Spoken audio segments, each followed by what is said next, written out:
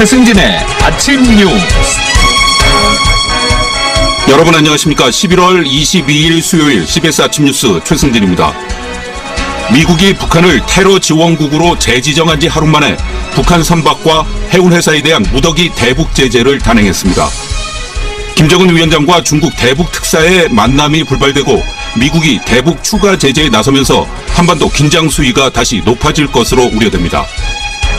미국 국제무역위원회가 삼성과 LG 세탁기 120만 대 초과 수입 물량에 대해서 50%의 높은 관세를 부과하기로 했습니다.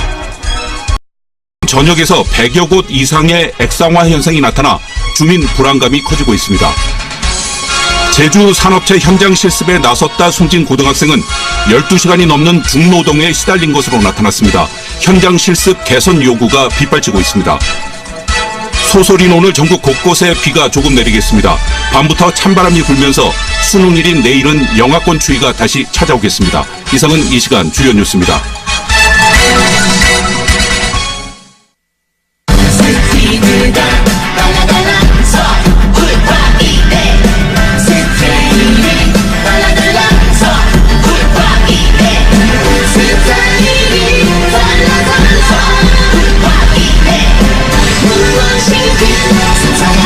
국립서울과학기술대학교.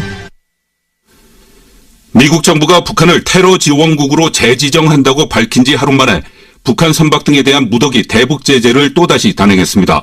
특히 이번 제재 대상에는 처음으로 선박이 포함됐는데 이는 김정은 정권의 돈줄 가운데 하나인 해상무역 봉쇄에 나선 것이라는 분석입니다. 김수영 기자의 보도입니다. 미국 재무부가 현지 시간으로 21일 중국인과 중국 기업, 북한 선박 등에 대한 무더기 대북 제재를 단행했습니다. 도널드 트럼프 대통령이 9년 만에 북한을 테러 지원국으로 재지정한다고 밝힌 지 하루 만에 또다시 독자적 대북 제재에 나선 겁니다. 미 재무부는 북한의 불법적 핵과 미사일 개발 프로그램으로의 불법적 자금 유입을 차단하기 위해 개인 1명과 기관 13곳, 선박 20척을 제재한다고 밝혔습니다. 선박이 제재 대상에 포함된 것은 이번이 처음인데다 대상 선박은 모두 북한 선박인 점을 감안하면 이번 제재는 김정은 정권의 돈줄 가운데 하나인 해상무역 봉쇄에 집중한 것으로 풀이됩니다. 북한 선박과 함께 중국 무역회사 4곳, 북한의 해사감독국 등 정부기관, 릉나도 선박 등 9곳이 제재 명단에 올랐습니다. 제재 대상들은 미국 내 자산과 자산이익이 전면 동결되고 미국인들이 이들과 거래하는 행위도 금지됩니다. 트럼프 행정부가 북한을 테러 지원국으로 재지정한 지 하루 만에 또다시 강도 높은 제재에 나선 것은 대북 압박 수위를 최고조로 끌어올림으로써 북한을 국제적으로 고립시키기 위한 차원으로 보입니다.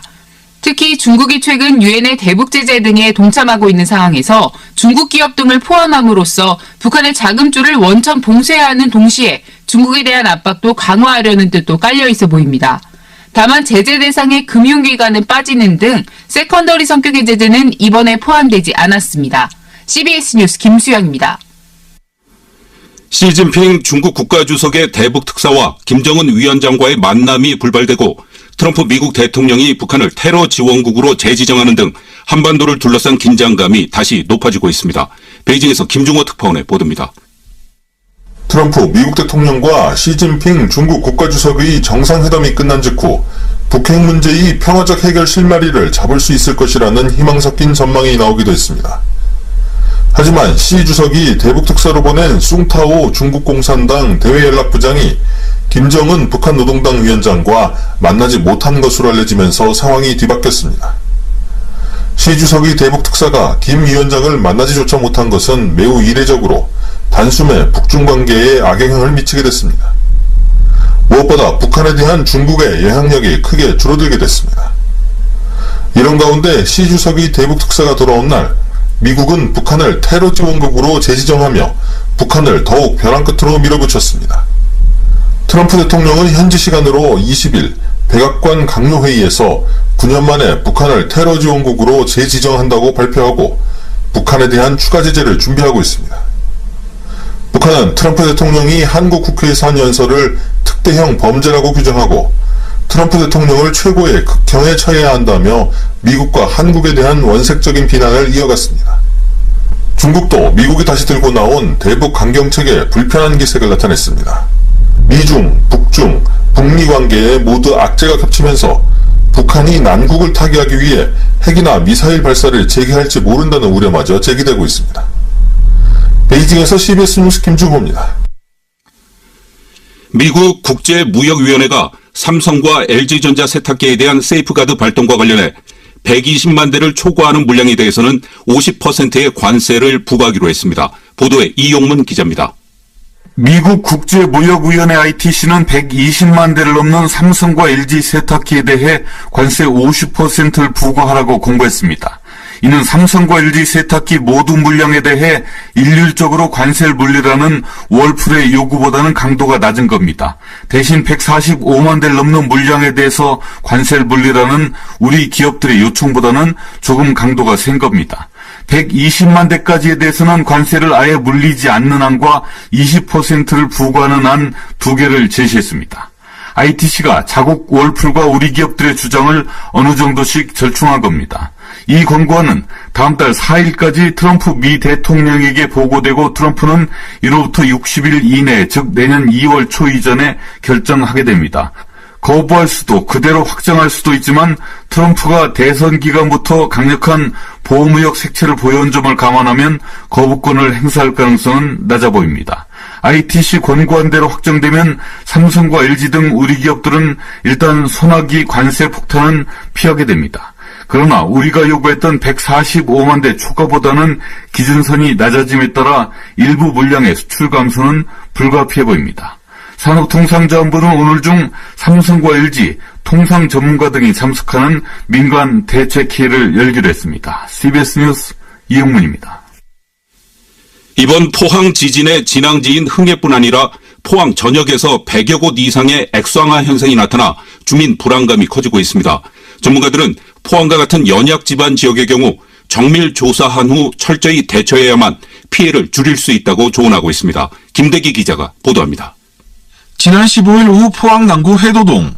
땅이 흔들리더니 땅에서부터 갑자기 흙탕물이 얼음 키만큼 치솟습니다.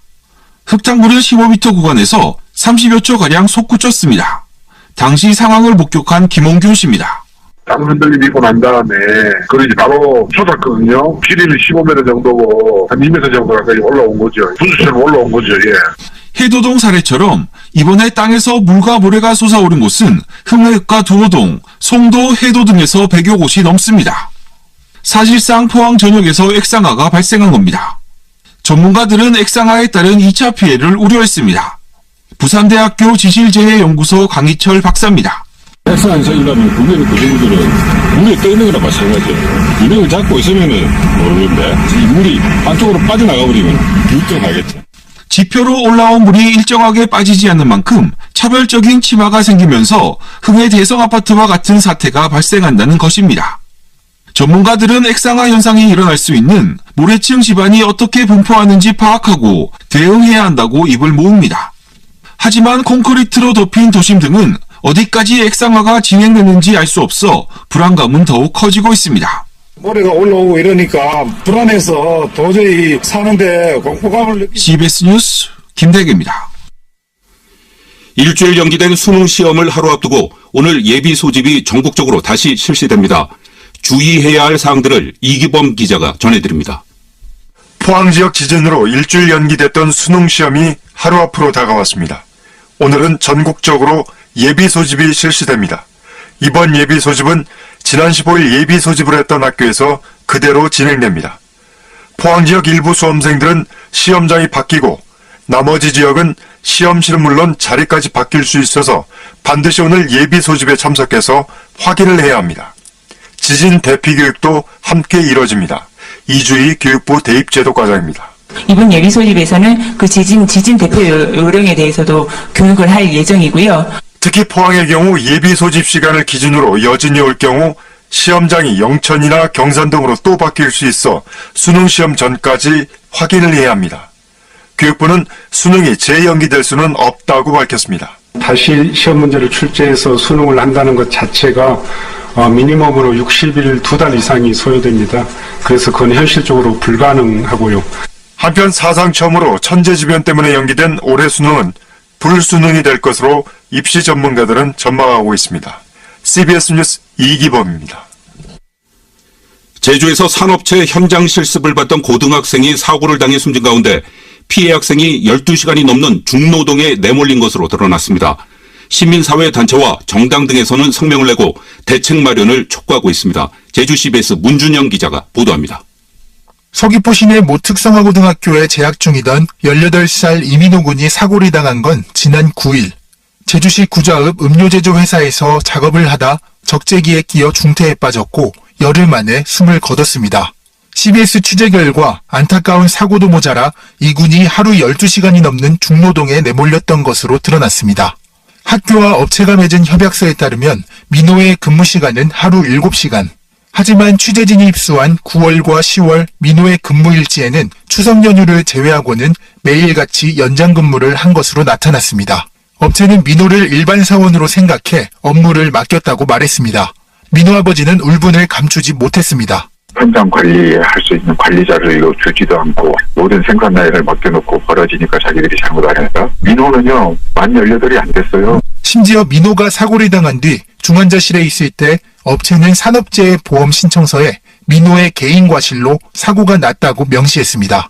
광주지방고용노동청 제주근로개선 지도센터는 사고 발생 장소에 안전설비가 설치되지 않았다며 업체에 전면 작업 중지 명령을 내렸습니다. 경찰은 업무상 과실치사 혐의로 업체 관계자 등을 입건할 예정이라고 밝혔습니다. CBS 뉴스 문준영입니다. 외부 견제가 어려운 외교부 제외 공간에서 목리와 무능이 횡행하고 있습니다. 한국어 등 우리 문화를 알리는 세종학당이 외교부의 한심한 행태로 1년 넘게 관련 사업이 공전하면서 세금 낭비를 비롯한 순환을 겪고 있습니다. 윤진아 기자가 단독 보도합니다. 정부 출연 100%로 운영되는 문화체육관광부 산하 세종학당재단은 지난해 8월부터 베트남 호치민 현지에 직영 설립을 본격화했습니다. 해외에 세종학당을 세우는 경우 보통 문화부가 키를 잡지만 사회주의 국가인 베트남에서 문화 관련 비영리 법인을 세우는 것이 어려운 만큼 호치민 영사관이 나섰습니다. 그렇게 강사와 현지인 채용, 프로그램 마련까지 모든 준비가 끝났지만 마지막 단계에 있던 지난해 11월 갑자기 외교부가 손을 놓아버렸습니다.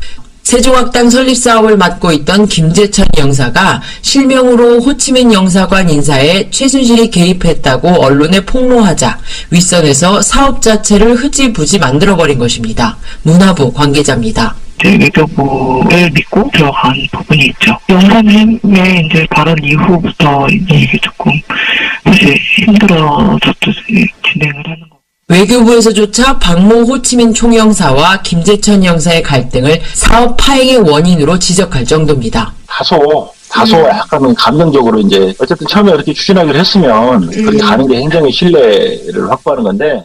세종학당은 당초 지난해 말이면 열릴 계획이었지만 1년이 지난 지금까지 텅텅 빈 사무실에 매달 15,000불에 달하는 임차료, 강사료까지 공중에 뿌려지고 있습니다. 개인적 감정으로 공공외교 사업을 어그러뜨리는 목리에 사태를 이 지경까지 만들고도 누구 하나 책임을 지지 않는 무능까지 외교부 제외 공관의 안이한 행정이 도를 넘고 있다는 지적입니다. CBS 뉴스 윤진아입니다.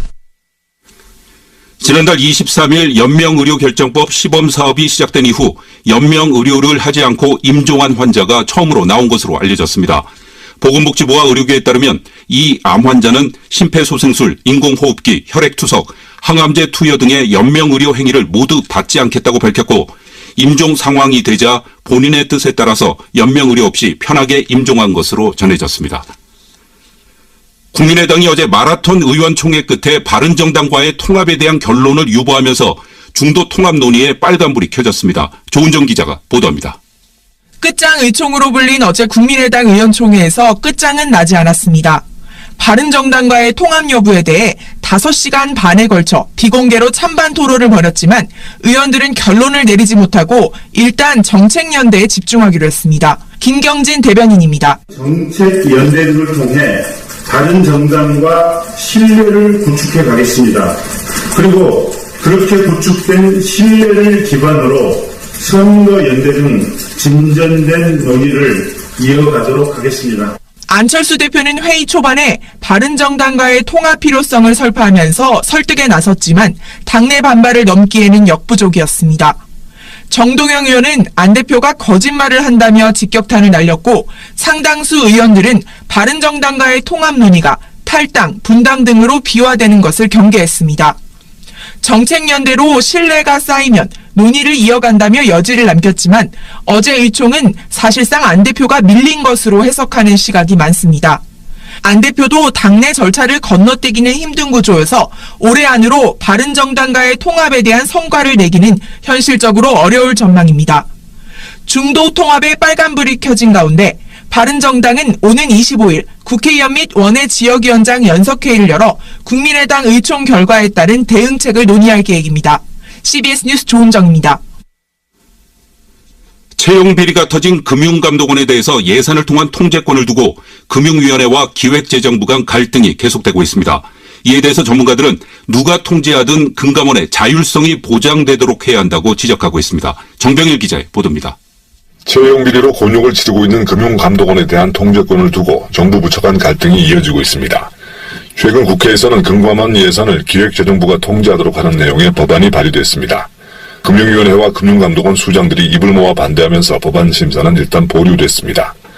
그러나 김동연 기획재정부 장관이 지난달 국정감사에서 금감원을 공공기관으로 지정해 감독하는 방안을 추진하겠다고 밝혀서 갈등의 불씨는 여전히 남아있습니다. 공공기관으로 지정되면 기재부가 금감원에 대해서 예산 통제를 통한 감독 권한을 갖기 때문에 금융위는 반발하고 있습니다. 하지만 문재인 정부가 공약한 금융감독체계 개편이 이루어지면 금융위가 해체되면서 금감원은 독립적 기구가 될 공산이 커서 이런 부처 간 갈등이 무의미해질 수 있습니다. 이렇게 될 경우 금감원 예산에 대한 통제는 국회가 직접 하거나 기재부가 하더라도 자율성을 최대한 보장하는 방향으로 이루어져야 한다고 전문가들은 지적합니다. 홍익대 전성인 교수입니다. 상당한 정도의 금감원의 자율성을 인정하는 방식으로 설계를 해야 될 것이지 지휘하고 지휘를 받는 구조를 짜서는 안 될 것이다. CBS 뉴스 정병일입니다. 37년간 짐바브웨를 통치해온 무가베 대통령이 전격 사임했습니다. 무가베 대통령의 사임은 정치권이 탄핵 안건을 발의한 뒤 나왔습니다. 무가베 대통령은 올해 41세 연하부인 그레이스에게 대통령직을 물려주는 부부 세습을 시도했다가 역풍을 맞아서 탄핵 위기를 자초했습니다. 잉글랜드 프리미어리그 토트넘에서 뛰고 있는 한국 축구의 에이스 손흥민이 시즌 4번째 골을 터뜨렸습니다. 손흥민은 독일 도르트문트와의 원정 경기에서 1대1로 맞선 후반 21분 경기를 뒤집는 골을 넣었습니다. 다음은 간추린 소식을 정민아 아나운서가 전해드립니다. 우리 국민 85명이 현지 시간으로 지난 19일 애틀랜타 공항을 통해 미국에 입국하려다 무더기로 입국 거부를 당한 것으로 파악됐습니다.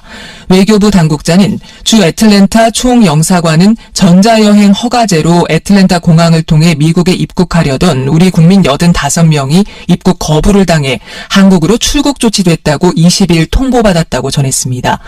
이들 85명은 2개 항공편을 이용해서 미국에 도착했고 모두 전자여행 허가제를 통해 입국하려 했으나 관광과 사업상의 방문 시에 무비자 입국을 허용하는 전자여행 허가제의 취지와 다른 목적으로 방문하려 한 것으로 미국 당국에 의해 조사됐다고 외교부 당국자는 설명했습니다. 최근 국내에서 박사학위를 취득한 5명 가운데 1명은 실업자인 것으로 나타났습니다. 코스닥 시장에서 제약업종 상장사의 시가총액 비중이 사상 처음으로 20%를 돌파한 것으로 나타났습니다. 제약 시가총액 비중이 이처럼 커진 것은 시가총액 상위 종목에 셀트리온 등 제약주가 많이 포진해 있고 최근 주가가 크게 올랐기 때문입니다. 박근혜 정부에서 최순실 씨의 영향력을 등에 업고 문학의 황태자의 지위를 누린 것으로 알려진 광고감독 차은택 씨의 1심 판결이 오늘 나옵니다. 국회는 오늘 오전 이진성 헌법재판소장 후보자에 대한 인사청문회를 개최합니다. 김영삼 전 대통령의 2주기 추모식이 오늘 오후 국립서울현충원 현충관에서 거행됩니다. 지금까지 간추린 소식이었습니다. 날씨 알아보겠습니다. 기상청에 나가 있는 이수경 리포터가 전해드립니다. 네, 절기상 소설인 오늘 아침에는 대부분 영상의 수온주로 시작하면서 어제보다는 기온이 5도 이상 높은 곳이 많은데요. 서울은 현재 영상 3도, 부산은 7도 가까운 기온입니다. 낮 기온 역시 어제보다 높아지겠는데요. 다만 현재 수도권 지방에 비가 오는 곳이 있고 그 밖의 지역도 오늘 약한 비 소식이 있습니다. 비가 그친 뒤 황사가 서해안을 중심으로 나타날 가능성이 있겠고 이로 인해서 곳곳으로 오늘은 미세먼지 농도가 평소보다 높다는 점 참고를 하셔야겠습니다. 오늘 낮까지 중부지방과 호남지방, 경북 서부 지역을 중심으로 비가 내린 뒤 오후에는 점차 갤 것으로 보이는데요. 비의 양은 5mm 안팎으로 적겠고 강원 영서에는 1cm 내외의 눈이 오는 곳이 있겠습니다. 한편 수능시험일인 내일은 다시 찬바람이 불면서 영하의 추운 날씨가 예상되고 있는데요. 중부와 호남 서해안을 중심으로 내일도 1cm 안팎의 눈이 내릴 것으로 보여서 수험생들은 날씨 정보를 참고하셔야겠습니다. 현재 서울 기온은 3도입니다. 날씨였습니다.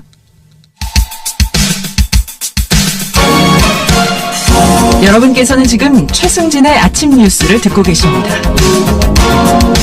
신문으로 보는 세상 아침 신문 읽기 황명문 선임기자 나와 있습니다. 안녕하십니까? 네.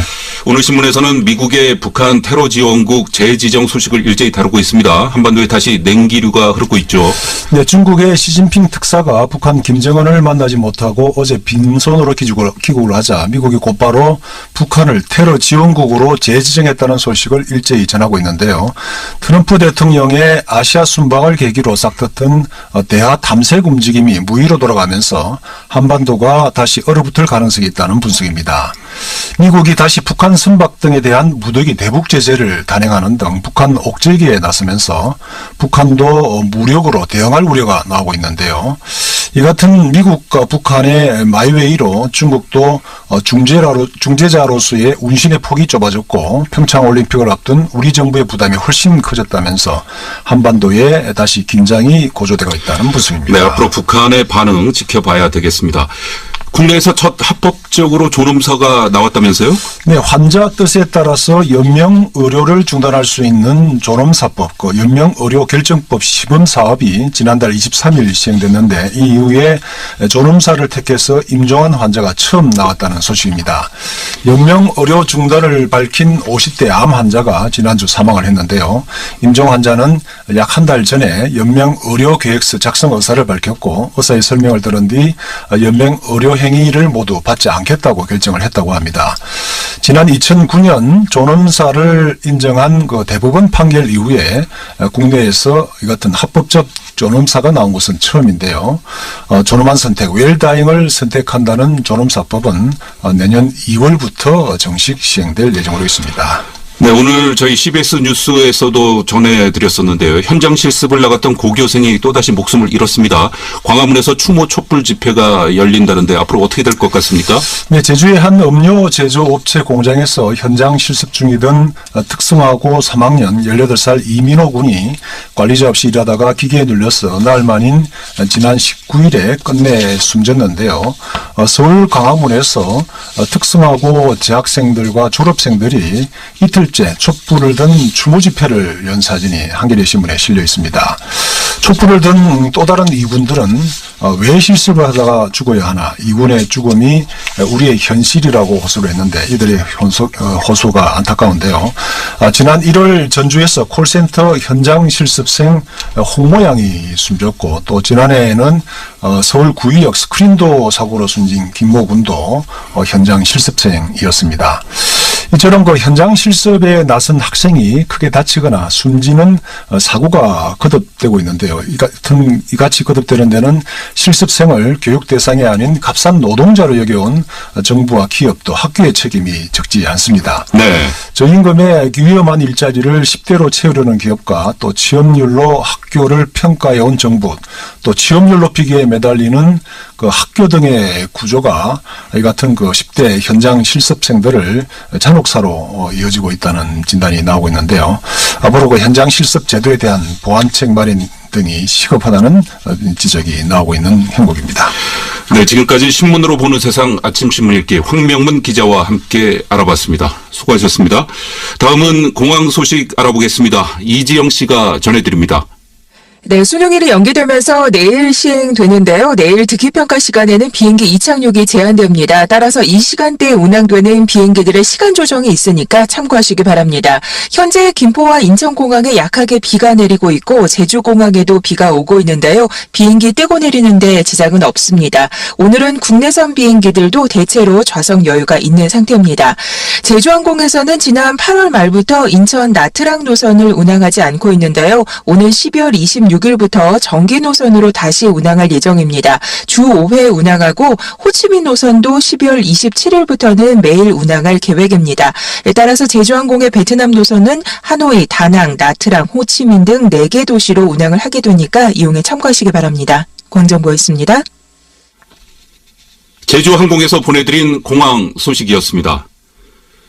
고등학교 현장 실습생이 숨지는 절대 있어서는 안 될 일이 또 벌어졌습니다. 피해 학생은 12시간이 넘는 중노동에 시달렸고 사고 현장의 안전관리도 허술했습니다. 직업교육이란 명분 아래 행해지고 있는 실습생에 대한 비인간적인 대우 적지 않습니다. 어른들 욕심과 잘못에 현장 실습생들 상처받는 일 더 이상 반복돼서는 안 되겠습니다. 뉴스로 마치겠습니다. 지금까지 뉴스 제작 조근호, 이수영, 김광일 기자, 기술 김준규, 진행의 최승진이었습니다. 잠시 후에 김현정의 뉴스쇼가 이어집니다.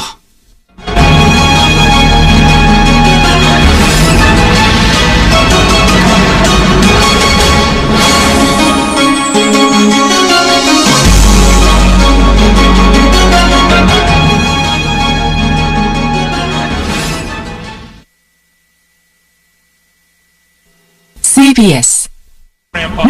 주말인데 뭘 먹지? 아, 밥은 요리다가 있지? 맛집에서 먹던 맛 그대로 간편하게 하림 밥은 요리다. 자, 골라들 보세요.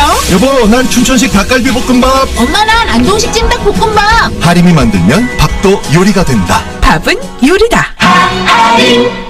한국교직원 공제회가 100% 출자한 예다음 상조를 아십니까?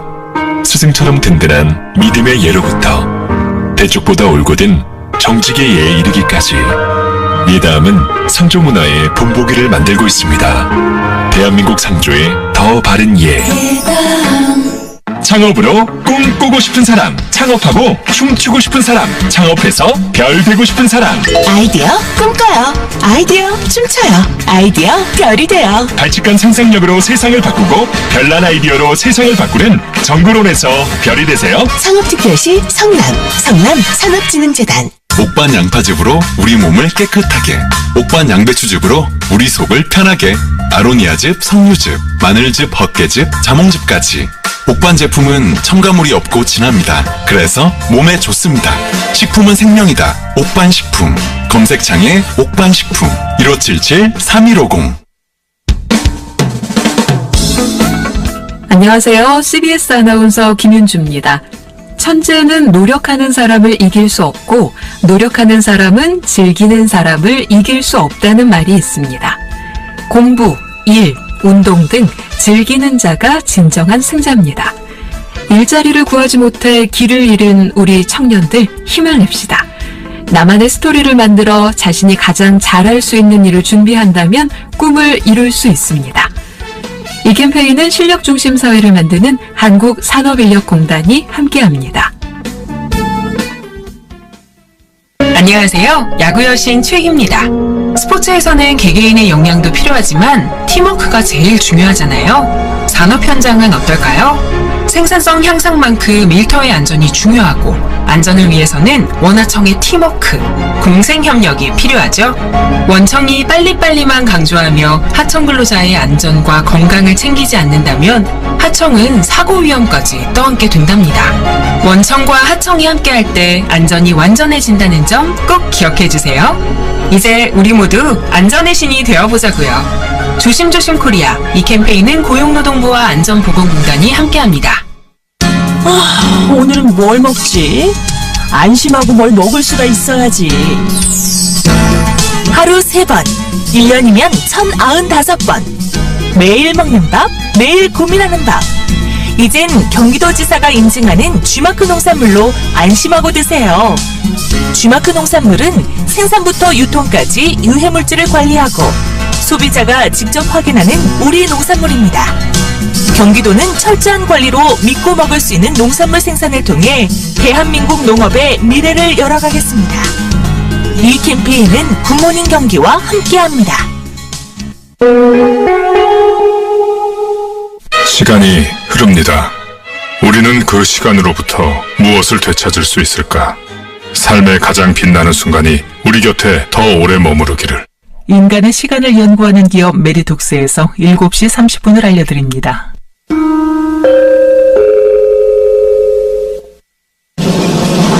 김현정의 뉴스 쇼.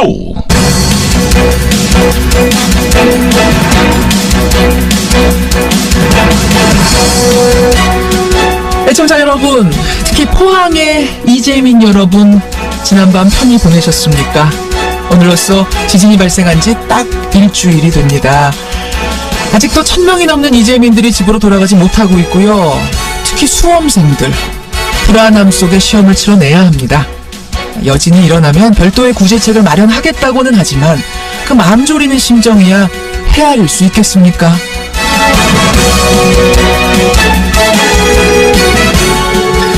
그런데요, 이분도 오늘 꽤나 마음을 졸일 것 같습니다. 바로 이진성 헌법재판소장 후보자. 오늘 국회 인사청문회가 열리죠. 박한철 전 소장 퇴임 후에 10달가량 이어진 헌재 소장의 공석 사태가 과연 오늘은 해결이 될지 아니면 또 연기가 될지 이 부분에 주목하면서 김현정의 뉴스쇼 출발합니다.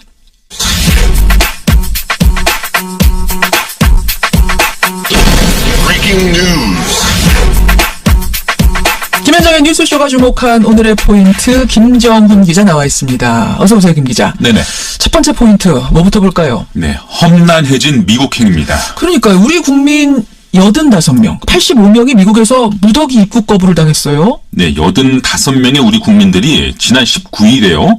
애틀랜타 공항으로 미국에 들어가려다가 거부를 당했고 결국 한국으로 돌아왔습니다.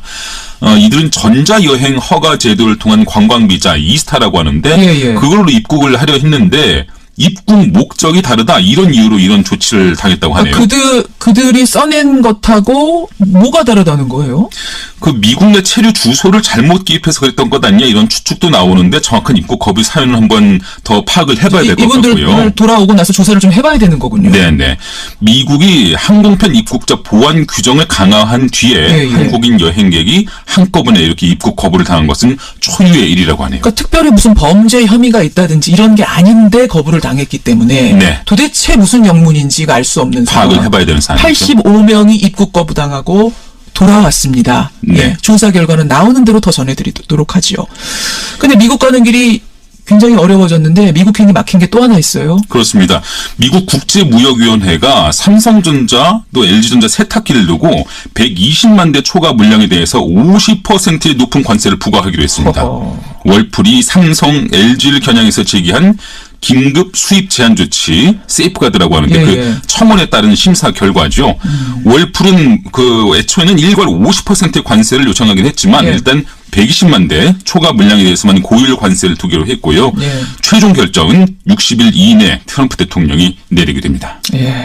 미국 무역으로 이렇게 마찰 가능성이 항상 존재하고 있는 거를 또 보여주네요. 네. 다음 포인트 갑니다. 네, 의식을 찾은 귀순 병사의 입입니다. JSA를 통해서 귀순한 북한 병사, 다행히 의식은 회복을 한 거죠. 대화가 가능한 정도라고 하네요. 그래요. 귀순 당시에 복부, 폐 등의 대여섯 군데 총상을 입었죠. 2차례 큰 수술을 받았는데 위험한 고비는 일단 넘긴 것 같습니다. 북한 병사 요청에 따라서 한국 TV를 틀어주고 또 무사히 한국에 왔다 이런 걸 확인해 주기 위해서 병실에는 태극기까지 걸어줬다고 하는데요. 해당 병사가 자신을 25살 오아무개라 이렇게 얘기했다는 얘기도 들리는데 이름도 얘기했어요. 이 점은 더 확인을 좀 해봐야 되겠습니다. 주치 이국종 교수가 오늘 오전 11시에 귀순 병사의 수술 상태 등을 브리핑할 계획이거든요. 한번 지켜보시죠. 마지막 포인트 보죠. 네, 분열 직전에 멈춰선 국민의당입니다. 어제 국민의당 끝장 토론 있었습니다. 2시부터 7시까지 경론이 이어졌는데요. 결과가 어떻게 됐어요? 안철수 대표는 바른정당과 연대를 넘어선 통합을 거듭 강조했고요. 안철수 진영은 이에 가세를 했죠. 반면 호남 지역 의원을 중심으로는 반발이 거셌는데 특히 정동영 의원은 통합을 거론하지 않겠다던 안 대표가 자꾸 거짓말을 하고 있다. 사과하라. 이렇게 직격탄을 날렸죠. 아예 면전에서 직격탄을 날린 네, 거예요. 예. 그러면서 이 과정에서 안 대표의 사퇴 요구까지 나오기도 했다고 하네요.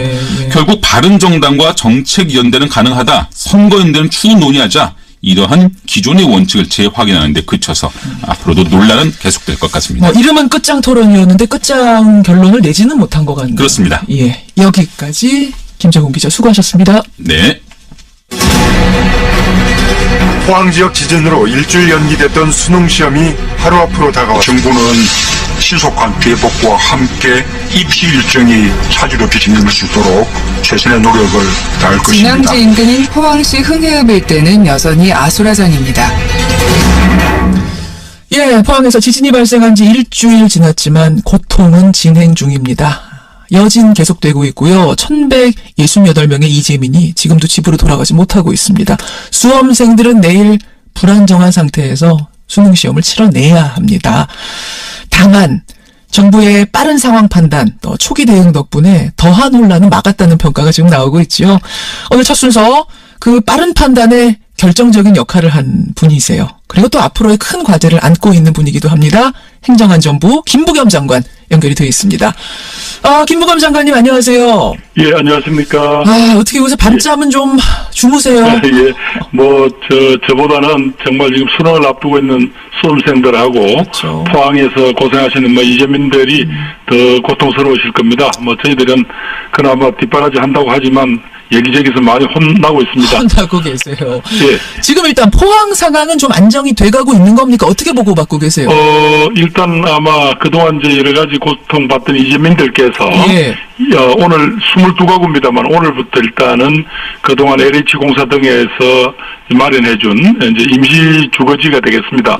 많은 입주를 시작하게 됩니다. 아까 텐트에 계시던 분들 가운데 집이 돌아갈 수 없을 만큼 망가진 분들은 LH공사의 주택으로 LH공사에서 이제 제공한 임시거주지면 임대주택이라든가 또 이런 쪽으로 이제 들어가시고요. 그 다음에 그래도 아직까지 여러 가지 좀 부족한 분들은 지난번에 흥해체육관에서 많이 모시고 있었지 않습니까? 이제 그분들이 거기에다 조금 부족하지만 각 가구용 텐트를 치고 이제 방역도 해서 그리 모시게 됐습니다. 그렇게 지금 가장 걱정되시는 부분은 어떤 건가요? 포항 보면서.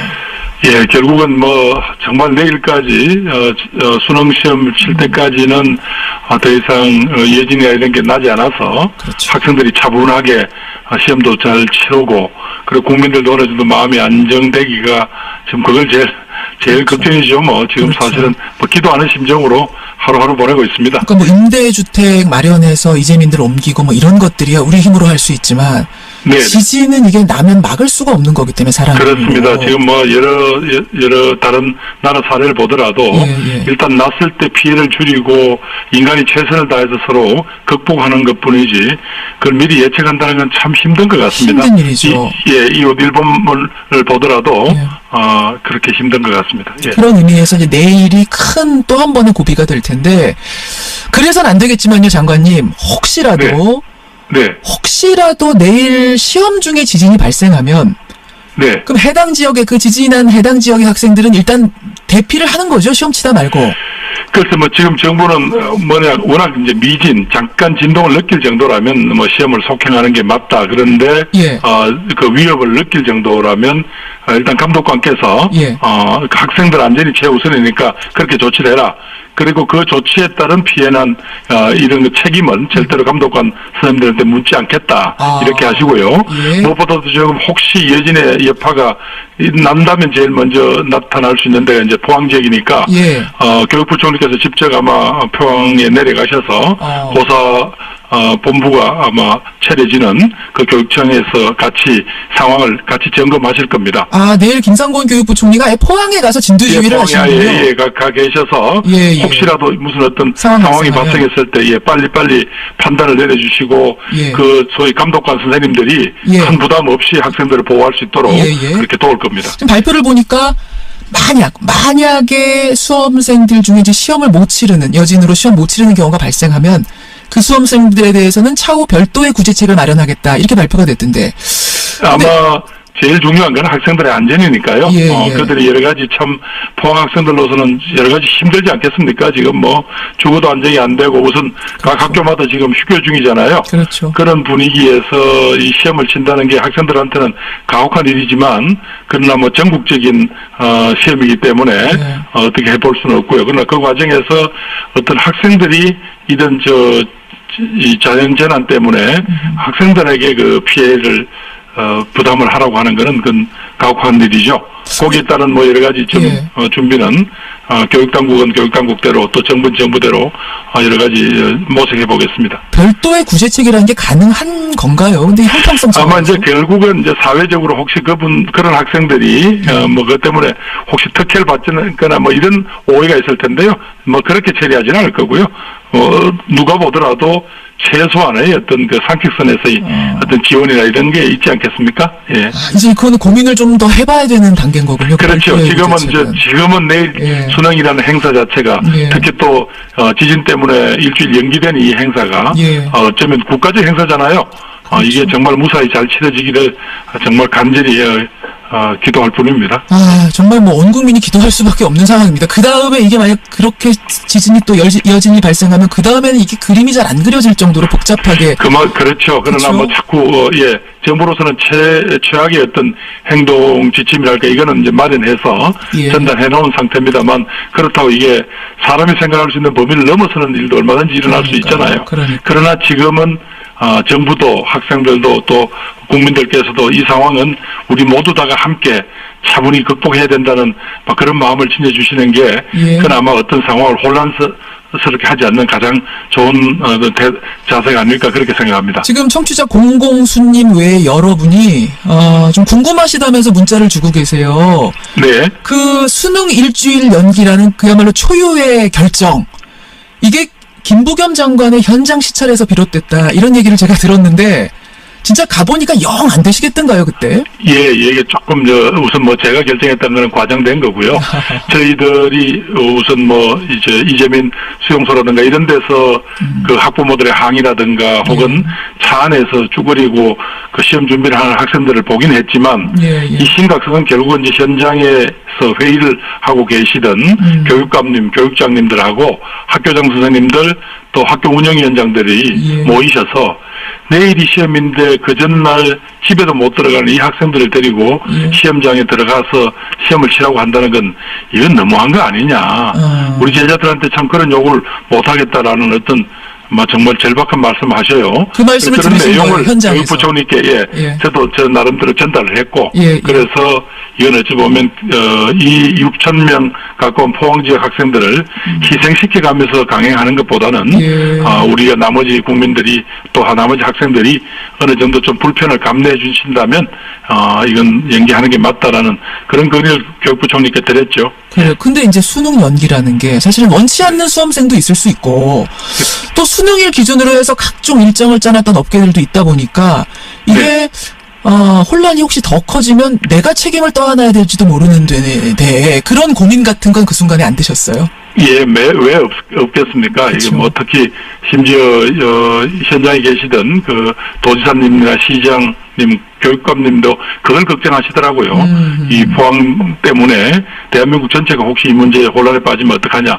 그럼에도 불구하고 그 6,000명의 학생을 버리고 갈 수는 없잖아요. 어찌 보면 그들이 개인이 당한 이 뭐 잘못해서 그런 것도 아니고 일종의 천재지변이라는 거는 그들이 당한 불행인데 그걸 우리 외면하고 나머지 59만 명의 우리 학생들이나 학부모님들은 조금 불편함을 견디시면 되지만은 그 학생들은 만약에 자신들이 버려졌다고 생각한다면 그분들 거는 평생에 그게 한이 되지 않겠어요? 장관 인기 이런 거 따질 겨를은 당연히 그런 거 생각 안 하셨어요. 현장에서 그걸 한가할 시간이 없었습니다. 잘하셨습니다. 빠른 결정하셨고 또 재난 문자가 빨리 전송되는 것도 잘하셨다. 그거는 기상청에서 작년에 저희들이 여러 가지 부족한 걸 느껴서 시스템상 그런 전국적 재난은 기상청에서 하게 돼 있는데 기상청이 이번에 잘 대응해 주셨습니다. 그래요. 지금 뭐 조주 형님 외에 많은 분들이 시험 연기 현명한 판단이었다. 이런 지금 격려의 문자들 보내주고 계세요. 김부겸 네, 감사합니다. 행자부 장관 만나고 있습니다. 그나저나 장관님 이제 앞으로가 걱정인데요. 네네. 뭐 여러 가지 이제 원인 분석도 나오고 대책도 나오고 이런 와중에 네. 포항의 지열발전소가 이게 지진하고 연관된 거 아니냐 이런 문제 제기가 나오고 있습니다. 그 지열발전소에 물을 주입할 때마다 지진이 발생해왔다는 이런 데이터도 보고가 되면서 상당히 좀 불안해하고 있는데 이 부분은 어떻게 보고 계세요? 예, 뭐 아시겠습니다만 그게 이제 상용화된 지열발전소는 아니고요. 2010년부터 이제 뭐 서울대학교 지질자원연구소 등의 정부기관하고 민간이 합동으로 이제 R&D입니다.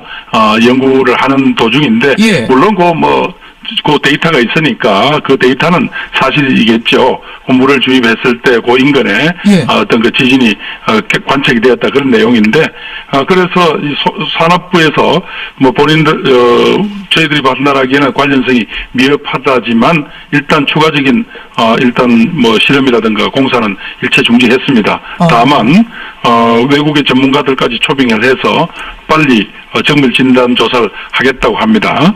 다만 뭐 규모가 제법 큰 지진을 유발하기 위해서는 한 100만 톤 이상의 물 주입이 쭉 외국의 사례로 보면 그런데 뭐 지열정에 그동안 한 3,000톤 정도 물을 주입했다고 하거든요. 그래서 이것이 과연 대한민국 전국에 진동이 전달될 만큼 그런 큰 지진 또 그런 에너지를 유발했다고 보기에는 조금 상식적이지 않은 거 아닌가 하는 게 현재 판단입니다만은 그러나 문제가 제기된 이상 빨리 적극적으로 정부가 그런 연관성이라든가 과학적인 인과성에 대해서 빨리 점검을 하겠습니다. 예, 점검을 하겠지만 지금까지 판단으로는 일단은 직접적인 영향은 뭐 미흡한 것으로 보고 계시는 거예요. 예, 왜냐하면 그게 전국적으로 그런 에너지가 전달되려면 이 지각의 판에 있어서의 큰 뭐 충돌이라든가 이런 게 아니고서 달리 설명하기는 조금 어렵지 않겠습니까? 그러나 문제 제기가 있으니까 외국의 전문가까지 초빙해서 빨리 저희들이 과학적인 정밀 진단을 하겠습니다. 알겠습니다. 지금 청취자들이 뭐 지진에 관한 문자들 많이 보내주고 계시는데요. 장관님 일단 오늘은 여기까지 하도록 하고요. 이 남은 뭐 우리 앞으로 발생할 지진들 우리가 이제 지진 안전지대가 더 이상 아니니까 이런 장기적인 대책들은 다시 한번 모시도록 하겠습니다. 고맙습니다. 마지막 저한테 조금만 시간을 주실래요? 그러세요. 그러세요. 무엇보다도 지금 거기 공무원들이나 또 우리 이재민들 그리고 포항 시민들한테 국민 여러분 격려 좀 많이 해주시고요. 자원봉사나 선거 모금에 적극 좀 참여하셔서 포항 시민들 또 이재민들이 외롭지 않도록 좀 도와주시고요. 오늘 정말 수능 잘 치를 수 있도록 좀 기도 좀 해주십시오. 온 국민이 기도해야겠습니다. 계속 좀 포항 과메기도 많이 좀 사주시고요. 과메기도 많이 사 먹겠습니다. 고생 좀 계속 해주시고요. 감사합니다. 고맙습니다. 행정안전부 김부겸 장관이었습니다.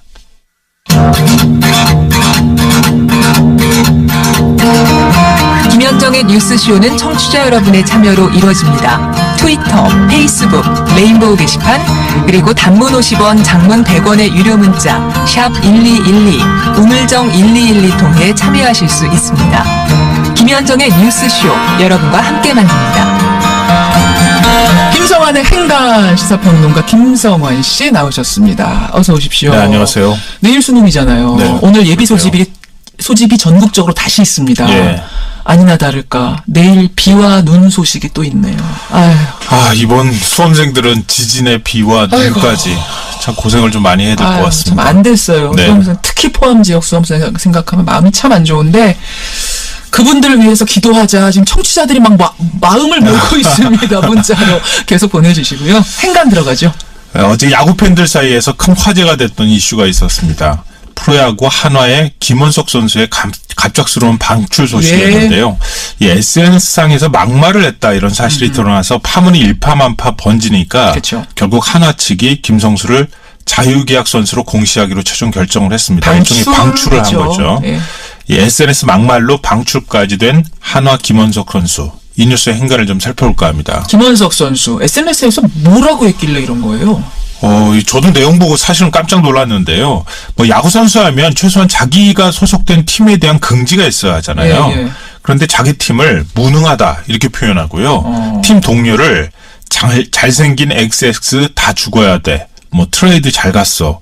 다른 팀으로 가길 잘했다. 뭐 이렇게 표현도 하고요. 잘생긴 XX? 네. 그러니까 연고지가 대전이거든요. 네, 하나. 그러니까 충청도를 멍청도라고 부르면서 지역 컬러랑 나랑 안 맞는다. 이런 지역 감정까지 드러냈습니다. 또 자기 팀 치어리더를 향해서 우리 팀 치어 안 그래도 제일 X같이 생겼는데 뭐 이런 식의 표현을 사용하기도 했고요. 심지어 문재인 대통령을 빨갱개인이라고 조롱까지 했습니다. 빨갱? 네. 이렇게 빨갱이라고 하는 표현을 묶어가지고 이렇게 사용하는 것 같은데요. 이런 대화 내용은 김 선수가 지난 7월부터 팬클럽 여성과 비공개 메시지를 주고받으면서 한 말로 확인이 그러니까 됐는데요. 공개 메시지는 아니고 우리 흔히 이제 까톡이라고 하는 거 이런 걸로 주고받은 거예요. 그런 식으로 이제 주고받은 것을 이 여성이 다른 친구한테 그걸 보여줬는데 그게 캡처가 돼서 온라인 커뮤니티에 공개가 된 거죠. 팬들의 공분을 사면서 결국은 이렇게 방출까지 된 겁니다. 물론 사적인 대화 내용이라고는 합니다만 일단 공개가 된 이상 충격을 받을 수밖에 없고 네, 그렇죠. 팀에서는 뭔가를 대책을 내놓을 수밖에 없고 결국은 방출이 된 겁니다. 네, 맞습니다. 이 뉴스의 행간, 이면 들어가 보죠. 첫 번째 행간은 어물쩍 덮으려다 이를 더 키웠다입니다. 그래요. 이 김 선수의 막말 파문, 이 하나 측이 더 적극적으로 대응했으면 사태가 이 지경까지 오지 않았을 수도 있겠다는 생각이 드는데요. 그러니까 이 막말이 처음 알려진 게 지난달 초입니다. 한 달 된 거예요. 예, 일부 대화 내용이 캡처가 돼서 온라인 커뮤니티에 공개가 됐거든요. 이때부터 막 팬들 사이에서 논란이 많았어요. 근데 하나 측이 일본 미야자키에서 훈련 중이던 김 선수를 귀국시킨 시점이 거의 한 달쯤 지난 뒤였습니다. 그러니까 얼마 안 된 거예요. 그나마 이때 김 선수를 통해서 대화 내용 전체를 확인하고 징계 수위를 결정했으면 되는데 벌금형만 내리고 어물쩍 넘어가려고 했습니다. 그런데 분노한 팬들이 대화 내용을 더 공개하라 이렇게 적극적으로 요구하기 시작하면서 더 추가 내용이 공개가 된 겁니다. 그러니까 파문이 걷잡을 수 없이 커진 건데요. 급기야 팀 내 선수들까지 완전히 등을 돌리고 난 다음에야 방출이라고 하는 극단적인 선택을 했다는 겁니다. 그야말로 팬심, 민심이 다 돌아서고 난 뒤에야 그렇죠. 그럼 방출하겠다. 그러니까 프로야구 선수들이 SNS 막말로 논란이 된 게 이번이 또 처음이 아니에요. KT 장성호, 기아 윤환주, 이진영, 두산 최주환. 맞아요. 팬들 비하하거나 정치 성향의 글을 올렸다가 논란이 됐는데 대부분 벌금이나 자격정지 3개월, 1군 제외 이런 솜방망이 처벌에 그쳤다는 거예요. 사전에 교육하는 것도 중요하지만 잘못했으면 엄격하게 처벌했으면 다른 선수들이 그런 일들을 반복하지 않을 텐데 대부분 이런 식으로 어물쩍 넘어가려다가 그 후가가 지금 나타나고 있는 것이라고 볼 수 있는 거죠. 예, 주전 선수다 보니까 그랬던 것 아니냐 이런 지금 문자들도 들어오는데 어쨌든 어물쩍 넘어가려다가 사태가 커졌다. 두 번째 행간은 뭡니까? 두 번째 행간은 세상 착한 척, 효자인 척, 철든 척, 모르는 척, 팬들을 농락했다입니다. 척. 네. 너무 지금 심하게 말씀하신 건 아니에요? 이게 제 얘기가 된다 그러면 심하다는 표현을 들을 만한데요. 김 선수가 직접 한 말입니다. 그래요? 여성 팬과 메신저 주고받으면서 자기가 언론과 인터뷰했던 내용을 얘기하면서 이렇게 합니다. 오빠 인터뷰한 거 봐. 꽤 재수없지? 세상 착한 척, 효자인 척, 철든 척, 모르는 척, 때론 필요해. 이렇게 얘기했습니다. 자기가 자기 보고 재수없지 그런 거예요? 네. 아우, 솔직하네요. 솔직하다기보다는요. 왜 팬들이 여기에 대해서 분노를 느끼느냐면요. 김 선수는 오뚜기라고 불렸던 선수입니다. 그러니까 제가 지금 말씀드린 솔직하다는 건 물론 아시죠? 부산공고나 동해대를 거쳐서 2012년 7라운드 60순위로 지명이 돼서 하나에 겨우 입단을 했습니다. 그렇죠. 성적이 부진해서 방출이 됐거든요. 현역 군복무 독립구단 3년을 전전하다가 다시 하나에 재입단해서 성공을 한 겁니다. 언론들이 그의 입단, 그걸 성공담을 크게 보도를 하면서 김 선수가 그때 인터뷰할 때 나에게 가장 중요한 순간은 지금이다. 그래서 헬멧 안쪽에 지금이라는 글자를 써놨다. 이런 얘기까지 했어요. 그래서 그런 메시지에 팬들이 더 감동하고 더 응원했던 거 아닙니까? 근데 그게 다 척척척이었다는 거예요. 내가 생각해도 나 재수없지 할 정도로 난 거짓말했어가 되는 거죠. 네, 맞아요. 네, 배신감을 느낄 수밖에 없는 상황이었다. 이 얘기입니다. 마지막 행간은 뭔가요? 마지막 세 번째 행간은 퍼거슨의 경고는 아직도 유효하다입니다. 영국 축구의 명장. 예, 맞습니다. 퍼거슨 전 맨체스터 감독인데요. 2011년 웨인 루니가 SNS에서 네티즌과 설전을 벌였거든요. 그때 루니한테 트위터는 시간 낭비야 이렇게 얘기를 했습니다. 뭐 이 말의 속뜻은 그냥 시간 낭비야 이런 뜻보다는 공인으로서 책임감 있게 행동해라고 하는 뜻일 겁니다. 그렇죠. 그러니까 프로야구 선수들 팬들과 소통하고 싶은 욕심 가질 수 있다고 생각하는데요. 하지만 착각하는 게 있습니다. 팬은 가족이 아닙니다. 응원하긴 하지만 감시자이기도 합니다. 예, 예. 이 프로야구 선수들이 공인으로서 자기 관리를 정말 엄격하게 해야 하는 이유이기도 할 것 또 같습니다. 한 번 경종을 울리는 사건이었습니다. 네, 맞습니다. 여기까지 행간 수고하셨습니다. 네, 고맙습니다. 이가탄의 힘! 붓고 피날 때 탁월하게 아픈 잇몸을 건강하게 이가탄! 잇몸병엔 이가탄! 증상은 달라도 잇몸병엔 역시 이가탄입니다. 잇몸병엔 이가탄! 아시죠? 명인제약. 모두가 세상을 여행할 때 모두 투어는 당신을 여행합니다. 당신이 좋아하는 것을, 설렘을, 이야기를, 모두의 여행이 다시 만나고 싶은 여행이 되도록 당신을 여행합니다. 다시 만나고 싶은 여행 모두 투어. 기분 좋은 컴퓨터 위더스 컴퓨터.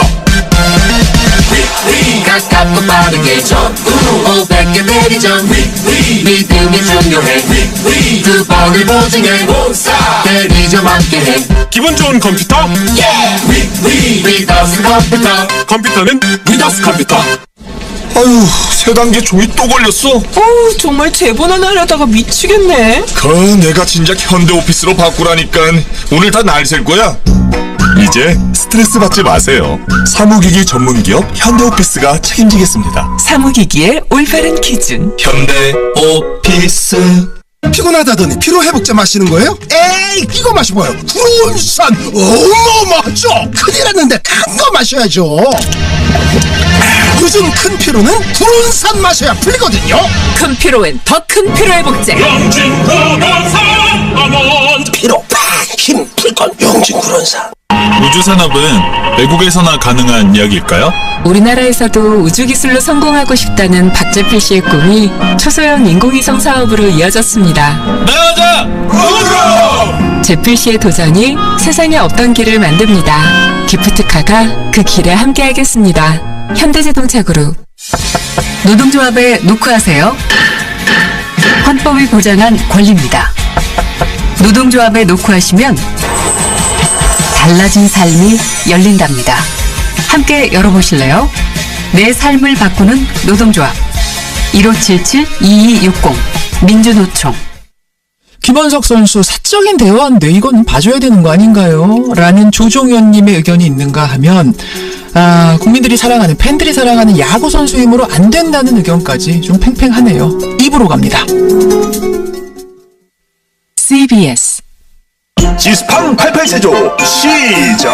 혈관 88 시스팡 피부 88 시스팡 혈관 88 시스팡 관절 88 시스팡. 팔팔한 인생에는 시스팡 88. 시스팡 02-85-2525 시스팡 건강기능식품 광고입니다. 안녕하세요. 아나운서 엄지윤입니다. 속담 얕은 데도 깊게 건너라. 작은 일도 소홀히 여기면 안 된다는 뜻인데요. 산업 현장에서 꼭 명심해야 할 말이 아닐까요? 화학 공장의 화재 폭발 사고는 지역 주민에게까지 큰 피해를 줄 수 있어 예방이 중요한데요. 첫째, 정부는 유해 화학물질 취급 사업장의 지도 점검을 강화하고, 둘째, 사업주는 전문 교육, 사전 점검과 대응 훈련을 철저히. 셋째, 근로자는 안전 수칙을 꼼꼼히 준수하는, 이것이 바로 정부와 사업주 그리고 근로자의 안전 삼박자가 아닐까요? 조심조심 코리아. 이 캠페인은 고용노동부와 안전보건공단이 함께합니다. 지금 내가 귀를 기울이고 있는 건 너의 이야기와 레인보우에서 흐르는 음악. 또 하나는 바로 레인보우 광고. 높은 청취율의 CBS 인터넷 라디오 레인보우의 광고를 전해보세요. 검색창에 레인보우 광고. 고국을 떠나 있지만 마음은 하나 함께였지. 한 종만의 술기와 향기를 널리 전하며 세계 곳곳 어디서나 한국의 이름을 드높이 빛내리. 우린 하나 터져도 언제나 함께 있는 세계 속에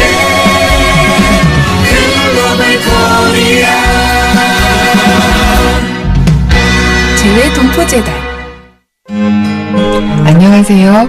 한국난독증협회 홍보대사 배우 김여진입니다. 한글은 누구나 쉽게 배운다고 하는데요. 난독증 아동은 한글을 어렵게 배우고 읽기가 느리고 또 책 읽기를 싫어합니다. 교육부 실태조사에 의하면 초등학생의 약 5%가 난독증 위험군이라고 하는데요. 이 아이들을 빨리 찾아서 체계적인 진단과 읽기 교육을 하면 치료할 수 있습니다. 빨리 찾아주세요. 이 캠페인은 대한소아청소년 정신의학회와 한국난독증협회가 함께합니다. 지금 내가 귀를 기울이고 있는 건 너의 이야기와 레인보우에서 흐르는 음악, 또 하나는 바로 레인보우 광고. 높은 청취율의 CBS 인터넷 라디오 레인보우. 레인보우의 광고를 전해보세요. 검색창에 레인보우 광고. 이야기와 음악이 있는 방송. 청취율이 높은 CBS 인터넷 라디오 레인보우에서 8시를 알려드립니다.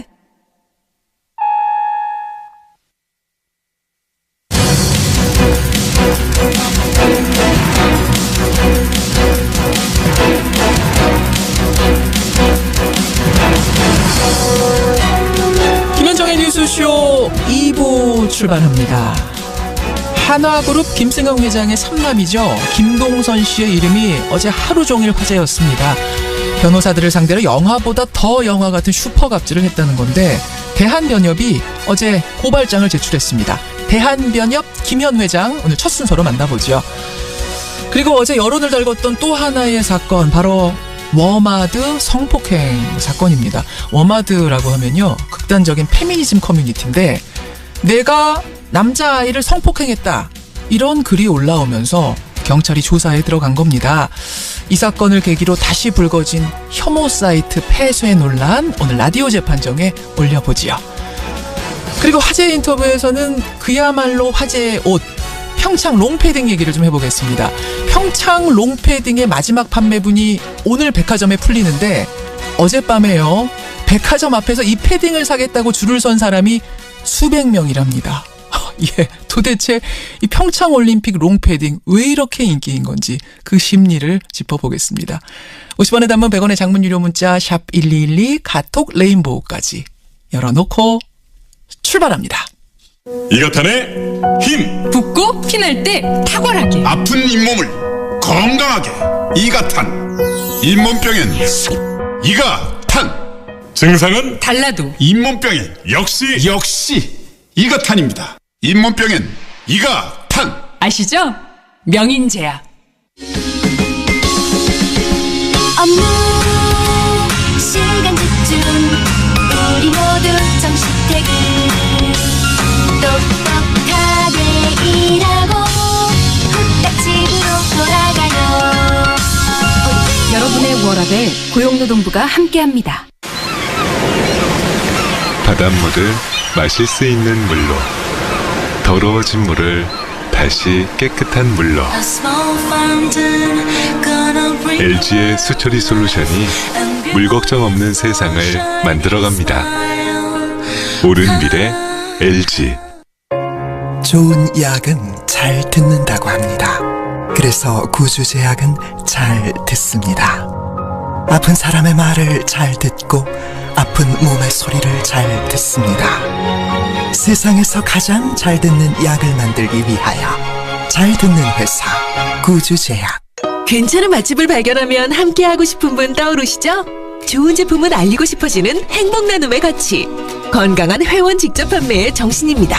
직접 판매 공제조합에 가입된 회원 직접 판매 기업은 소비자 피해 보상보험으로 믿을 수 있습니다. 가입 여부를 꼭 확인하십시오. 직접 판매 공제조합. 오늘 준비한 상품은 폴라리스 오피스입니다. 사장님들, 소프트웨어 가격 부담 크시죠? 이제 걱정 마세요. 연 40만 원이면 200인 이하 사업자 누구나 폴라리스 오피스 하나로 소프트웨어 저작권 문제가 한 방에 해결됩니다. 02-627-8900 폴라리스 오피스. 문서 호환도 된다고? 그럼! 한화그룹 김승현 회장에게는 3명의 아들이 있습니다. 그런데 이번에는 3번째 아들이 논란의 주인공이 됐습니다. 어제 하루 종일 뉴스 검색어에 오르내렸죠. 바로 김동선 씨. 지난 9월 사석에서요, 한 대형 로펌의 변호사들하고 술을 마시다가 폭행을 하고 폭언을 했다는 사실이 뒤늦게 알려지면서 슈퍼 갑질 논란이 불거진 겁니다. 여성 변호사의 머리채까지 잡고 흔들었다 그러죠. 대한변호사협회가요, 어제 김동선 씨를 고발했는데요. 변협이 직접 나선 이유, 대한변호사협회 김현 회장 연결을 해보겠습니다. 김현 회장님 안녕하세요. 예, 안녕하십니까. 어제 김동선 씨를 고발하셨다고요? 네. 아니, 어제 오후에 김동선 씨가 사과문을 내놓기는 했어요. 네. 엎드려 사죄한다, 치료를 받겠다. 뭐 무슨 치료인지 모르겠습니다만 하여튼 치료를 받겠다. 이 사과 못 받으시는 겁니까? 좀 받기가 힘듭니다. 어허. 왜냐하면은 김동선 씨는 전과가 있습니다. 예.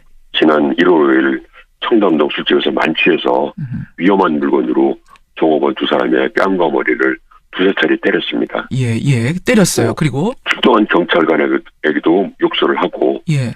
이동 중인 순찰차에서 발길질해서 유리창을 깨는 등 차량을 훼손해서 중앙지법에서 징역 8월, 집행유예 2년을 선고받았습니다. 예. 그런데도 6개월 만에 또 만취해서 거의 유사한 이번 범죄를 저질렀거든요. 그렇죠. 그러니까 술버릇이 아주 나쁜 것이죠. 아주 나쁜 것이. 이거를 글쎄요, 술 먹고 행패 부린 걸 질병이라고 강조를 지금 하려고 치료받겠습니다 이런 건지, 네. 그런 부분도 좀 의심이 되더라고요.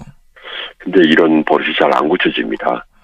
그렇죠. 본인을 위해서도 이번에 따끔하게 처벌을 해서 다시는 이런 횡포를 부리지 않도록 하는 것이 필요합니다. 그래서 저희가 고발을 하게 됐습니다. 그러면 9월에 그날로 좀 돌아가 보겠습니다. 대형 로펌의 신입 변호사 10명하고 김동선 씨, 어떻게 같이 그날 모임을 하게 된 건가요? 김동선 씨가 그 변호사들 모임에 참석했다가 한 만취해서 자기보다 나이 많은 변호사들에게 너희 아버지 뭐 하시냐? 나를 주주님이라고 불러라. 나를 주주님이라고 불러라? 네. 그리고 그러니까 저희가 뭐 의뢰인이란 뜻이죠. 예. 지금부터 허리 똑바로 펴고 앉아라. 존댓말을 써라. 이렇게 모욕적인 발언을 했습니다. 김동선 씨 29살이잖아요. 만 28세로 되어 있습니다. 만으로는 28세. 네. 거기 있는 변호사들이 신입. 네, 신입이지만 요즘은 그 뭐 4년 나오고 대학 졸업하고 스쿨 가서 대개 한 30은 다 되죠. 그렇죠. 자기보다 나이 많은 변호사들이었을 텐데 허리 꼿꼿이 펴고 앉아라. 네. 저는 네 아버지 뭐 하시냐 이게 제일 충격적이네요. 그러니까 그 자기 아버지가 뭐 재벌이라는 것을 이렇게 과시하는 한편 우리 간에는 뭐 이렇게 신분 차이가 있다. 나는 너희들이 모셔야 할 고위 의뢰인이다. 뭐 이런, 그리고 아주 비인격적인 그런 행위죠. 그렇게 말로만 끝났으면 그래도 이 정도까지 안 갔을 텐데 어떻게 하다가 폭행까지 간 거예요? 술이 취한 김 씨를 변호사들이 부축을 하자 한 남자 변호사의 뺨을 때리고 여성 변호사의 머리채를 잡고 흔드는 폭행까지 저질렀다고 합니다. 평소에 부하 직원들한테 늘 그러지 않았을까? 이런 추측을 한 사람들이 많습니다. 만취한 상태에서 이제 가셔야죠 하고 이렇게 뭔가 안았겠죠. 옆에서 부축했겠죠. 경찰관에도 뭐 호통을 치고 그렇게 뭐 그런 사람이니까요. 그러니까 이게 다 아랫사람으로 보고 평소 술버릇 그대로 한 게 아닌가. 그렇게 보입니다. 합리적인 의심을 할 수밖에 없는 상황. 네. 변호사들이 상당히 화가 나고 당황했을 텐데 그 자리에서 항의를 바로 하진 않았답니까? 네. 그러니까 좀 어처구니가 없고 이런 처음 당해서 아마 당황해서 제대로 대응을 못했을 겁니다. 그 자리에선 그럴 수 있을 것 같아요. 당황해서 이게 뭐지 이럴 수 있을 것 같은데 근데 이분들이 법조인들이시잖아요. 법을 누구보다 잘 아는 분들이시잖아요. 그럼 집에 가서 봤을 때 이거는 문제가 있다, 이거는 폭행이다 해서 문제 제기를 했을 법도 한데 9월에 벌어진 일을 지금까지 문제 제기를 못하고 있었던 거는 그건 왜 소가리만 했을까? 왜 그랬을까? 그런데 직장에서 그 신입 직원들이 연차가 높지 않기 때문에 어떤 피해를 봐도 적극적인 의사표시를 하기가 쉽지 않습니다. 일반 회사에서 그렇죠. 예. 그 로펌도 마찬가지입니다. 로펌도 조직이니까요. 그거를 조직의 눈치도 봐야 되고 그리고 당장 내가 신입 변호사인데 돌출 행동을 하면은 내 앞길에도 문제가 있을 수 있고 그래서 아마 자제하면서 아주 신중한 태도를 취한 것이 아닌가 생각되고요.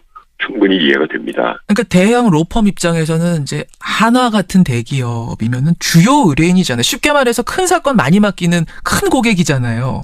그렇겠죠. 그런 걸 뻔히 알면서 신입 변호사가 나 저 의뢰인한테 맞았어라고 문제 제기하는 게 이게 쉬운 결정은 아니었을 거란 말씀이시군요. 절대 쉬운 일이 아니고요. 예. 그리고 김동선 씨도 아마 그런 약점을 알고 아마 함부로 한 것이 아닌가 그렇게 추측이 됩니다. 예를 들어서 나이 많은 시니어 변호사들한테는 감히 그렇게 못했을 것입니다. 네, 그래요. 저만 해도 그런 일을 당하면 제가 가만히 있겠습니까? 가만히 안 있죠. 즉시 경찰에 신고하지요. 그렇죠. 근데 아마도 신입 변호사들이니까 아마 얕본 거네요. 좀 그런 게 있다고 생각합니다. 지금까지 우리가 봐온 갑질 피해자하고는 많이 달라요. 아무리 그래도 소위 제일 잘 나간다는 로펌의 변호사들인데 아니 이런 분들도 이런 갑질 피해를 당하나 지금 놀라는 분들이 많거든요. 그러니까 그 부도덕하고 비뚤어진 재벌이 전형적인 갑질 사건입니다.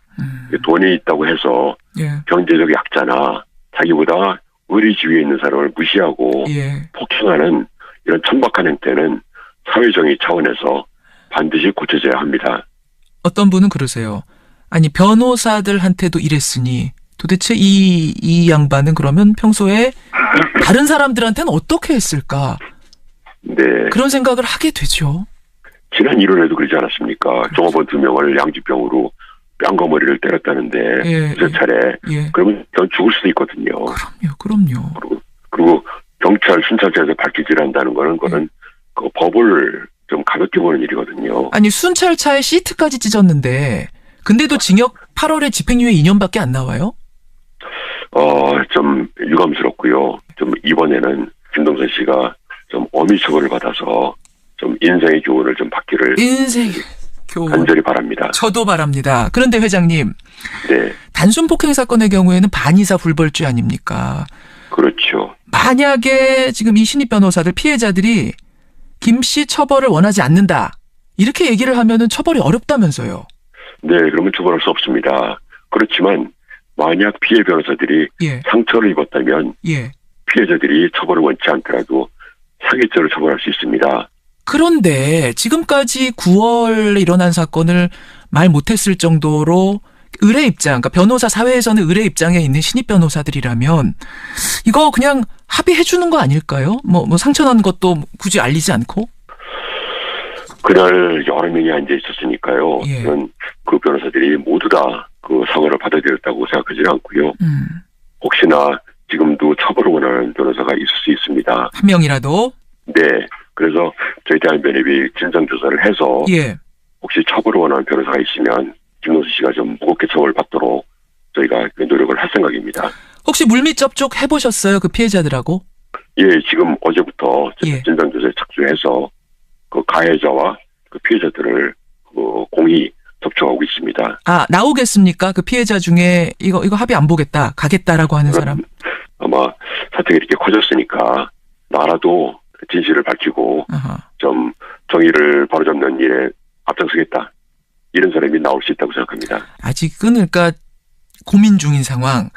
네. 이번에 합의 안 해주면 집행유예 기간에 똑같은 사건이 또 벌어졌기 때문에 지난번 징역 8월 살아나고 또 이번에 대한 형도 또 덧붙여지는 거죠. 그렇죠. 이번에 금고형 이상을 받으면 지난번에 집행유예 그거는 뭐 효과가 없게 되고. 그렇죠. 뭐 아주 엄한 처벌을 받게 되지요. 변호사들을 폭행한 재벌 3세 갑질 논란으로 그러잖아도 사회가 시끌시끌한데 또 이런 일이 영화보다 더 영화 같은 일이 실제가 됐다는 게 참 마음 아픕니다. 예, 회장님 끝으로 한마디 하시죠. 변호사가 아무런 잘못 없이 의뢰인에게 뺨을 맞고 머리채를 잡혔다는 보도를 접하고 분노를 느꼈습니다. 그리고 변호사한테 이럴 텐데 힘없는 국민들한테는 얼마나 함부로 할까. 이런 다시는 있어서 안 되고요. 우리가 이런 천민 자본주의 반드시 이번 기회에 시정해야 됩니다. 반드시 시정해야 된다는데 저도 전적으로 공감하고요. 김동선 씨 어떤 합당한 처벌을 받는지 끝까지 지켜보겠습니다. 고맙습니다. 감사합니다. 김동선 씨 하나그룹의 3남이죠. 김동선 씨 폭행 사건 고발을 한 대한변호사협회 김현 회장 만나봤습니다.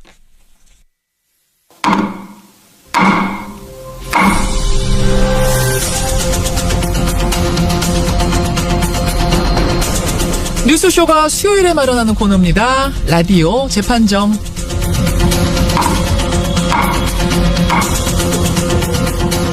논란이 되고 있는 이슈나 인물을 저희가 스튜디오 재판정 위에 올려놓으면요, 여러분 양측의 변론을 들으시면서 여러분의 의견, 판결 내려주시면 되는 겁니다. 오늘도 두 분의 변호인 모셨습니다. 노영희 변호사님 어서 오세요. 네, 겨울을 재촉하는 촉촉한 비가 내리고 있습니다. 여러분 사랑하십시오. 비 와요 지금? 네, 저 비 좀 왔습니다. 겨울비 오는 날이에요 오늘. 네.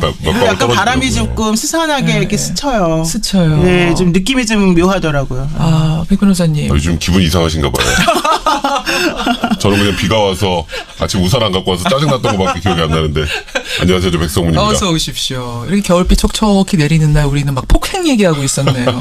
글쎄 말입니다. 재벌 3세 폭행. 노영희 변호사님이 그 여성 변호사회 이사 아니세요? 네, 맞습니다. 이 사건 여성 변호사가 이제 머리채 잡힌 건데. 네. 어떻게 보셨어요? 사실은 이제 어제 그 저희 여성 변호사회 이사들끼리 사실은 이 사건에 대해서 상당히 논란을 심하게 했었습니다. 논의를. 그래요?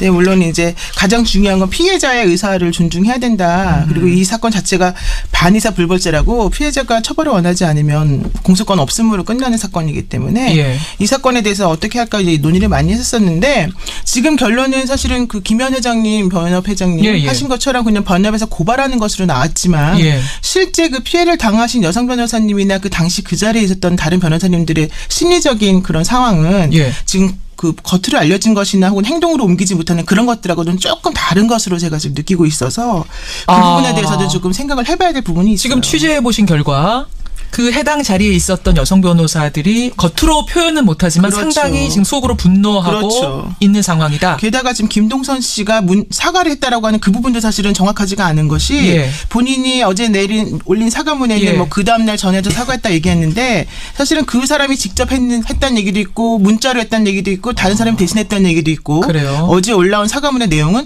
나는 그날 기억이 하나도 없어서 그냥 일단 사과는 했지만 무슨 얘기인지 몰랐다. 술 때문이다. 그런데 어제 그런 얘기가 나와서 깜짝 놀랐다 이런 얘기예요. 근데 그게 있을 수 있는 일입니까? 솔직히 말해서. 말도 안 되죠. 말이 안 됩니다. 말도 안 되죠. 그러니까 본인이 한 게 아니라 나 안에 있는 다른 사람이 했다 정도 취지로 그냥 사과를 한 건데. 나 안에 다른. 그것도 몰랐다는 거예요. 그렇죠. 어제까지는 몰랐다는 거예요. 결국 몰랐다는 건데요. 근데 참 이게 통상적으로 변호사라고 하면 우리는 법을 다루는 사람들이니까 우리가 만약에 누군가에게 폭행을 당했다. 그러면 다른 사람보다 훨씬 대응을 잘하겠죠. 대부분 그렇게 생각하세요. 그럴 것 같은데. 그렇죠. 법을 잘 많이 알고 있으니까. 그런데 이제 대형 법인 같은 경우에는 이제 예를 들어서 김동선 씨가 한화의 삼남이지 않습니까? 한화라는 고객을 놓칠 수도 있기 때문에 사실 신입 변호사들 입장에서 문제 제기를 하는 것 자체가, 그러니까 위에서 뭐라고 했다라는 게 아니라 내가 만약에 문제 제기를 했다가 한화라는 그룹이 우리 회사랑 이제 거래를 안 하네?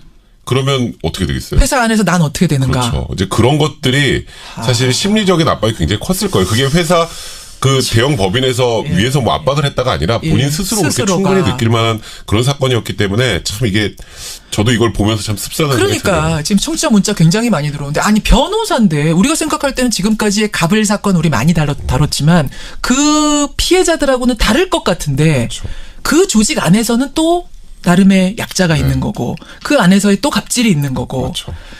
아니 하물며 변호사도 이런 식으로 사실은 자기 하고 싶은 말을 제대로 못하고 있는 상황인데 일반인들이나 정말 그 부하 직원들이나 이런 사람들은 어떻겠습니까? 그런 생각이 드네요. 상식적으로 생각해도 이건 있을 수 없는 일이죠. 자 우리가 참 열변을 토했습니다. 갑질 사건, 참 뜻밖의 갑질 사건이어서 많은 국민들이 놀라고 있는데요. 이건 처벌 결과 하여튼 끝까지 보도록 하고 오늘 얘기로 가죠. 오늘 얘기도 사실은 좀 놀라운 얘기인데요.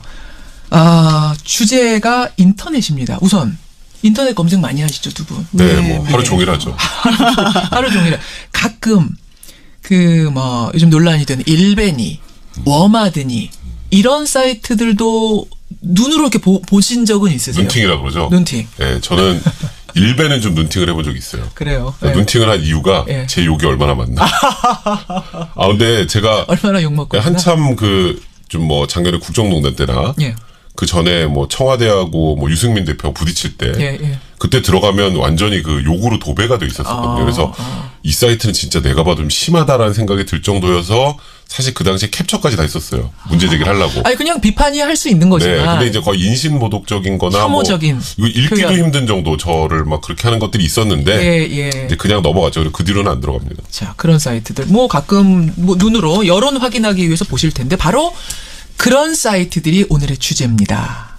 누군가를 혐오하는 글이 올라오고 보는 사람들로 하여금 혐오감을 주기도 하는 그런 글이 많이 게시되고 있는 사이트들, 이른바 혐오 사이트라면 법적으로 폐쇄를 해야 마땅하다. 아니다. 그런 사이트라 할지라도 표현의 자유는 보장돼야 한다. 바로 이겁니다. 노영희 변호사님. 네. 무슨 일이 벌어졌길래 이게 다시 문제가 된 거예요? 그러니까 이제 워마드라고 하는 극단적 페미니즘 커뮤니티가 있는데. 워마드. 이 게시판에 그 워킹 홀리데이 비자라고 이제 호주에서 일하는 그 젊은 청년들의 비자가 있잖아요. 예. 그 비자로 일을 하고 있는 우리나라 국적의 여성이 자신이 10대 소년을 성폭행했다. 호주 소년을? 네, 호주 소년을. 호주에서 아동을 성폭행했다고 자랑하는 글하고 사진이 이제 올라간 거예요. 근데 그 내용에 보면은 구체적인 성추행 정황을 담은 그런 글이 있어요. 그리고 아이에게 수면제를 타서 먹여서 성추행하겠다라는 그런 글이 나오면서 수면제를 타는 장면, 그리고 잠들어 있는 소년을 성추행하는 장면, 이런 것들이 이제 올라왔어요. 사진이. 예, 그런 데다가 거기 댓글이 나도 참여하고 싶다. 나도 흥분된다. 이런 말이 댓글이 쭈르륵 올라온 거예요. 이 여성에 대해서 비난하거나 그러시면 안 됩니다. 이런 글이 하나도 없었던 거예요. 어쨌든 그래서 이런 것 때문에 문제가 생겼고 결론적으로 이제 이 호주 대사관 등에 사건을 조사해달라고 하는 민원이 들어가서 결론적으로는 20날 그 한국 국적의 27살 여성이 호주 북부에 있는 지역에서 잡혔습니다. 예, 그래서 잡히는 것도 뭐 드라마틱한 것이 이 여성이 동영상 라이브를 하고 있는데 이 얘기 뭐 이런 얘기들을 하고 있는데 경찰이 들이닥치더라고요. 네, 그러니까 이 여성분은 처음에 이제 이걸 올리고 난 다음에는 본인이 했다 그랬다가 안 했다 그랬다가 또 올렸던 게시글도 여러 개가 사실은 동영상 같이 올리면서 좀 왔다 갔다 했는데 진짜 성추행이 있었는지 모르겠지만 그래서 호주에서는 이제 아동 착취 이런 혐의로 사실은 이제 이분을 일단은 체포를 한 셈이죠.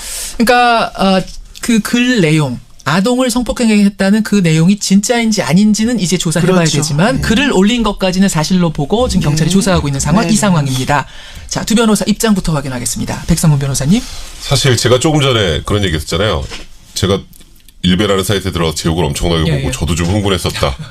그 글들을 내려야지 사이트를 폐쇄하는 거는 표현의 자유를 너무 지나치게 제약을 하는 거라 생각이 듭니다. 심지어 내가 피해자지만 그럼에도 불구하고 나는 폐쇄까지는 아니다. 네, 그렇습니다. 백성문 변호사, 노영희 변호사님. 뭐 한두 건 그렇게 문제가 되는 것이 있다고 그러면 전체적인 것들을 폐쇄하는 건 심하겠죠. 그러나 그 정도를 넘어섰기 때문에 지금 논의가 되고 있는 거 아니겠습니까?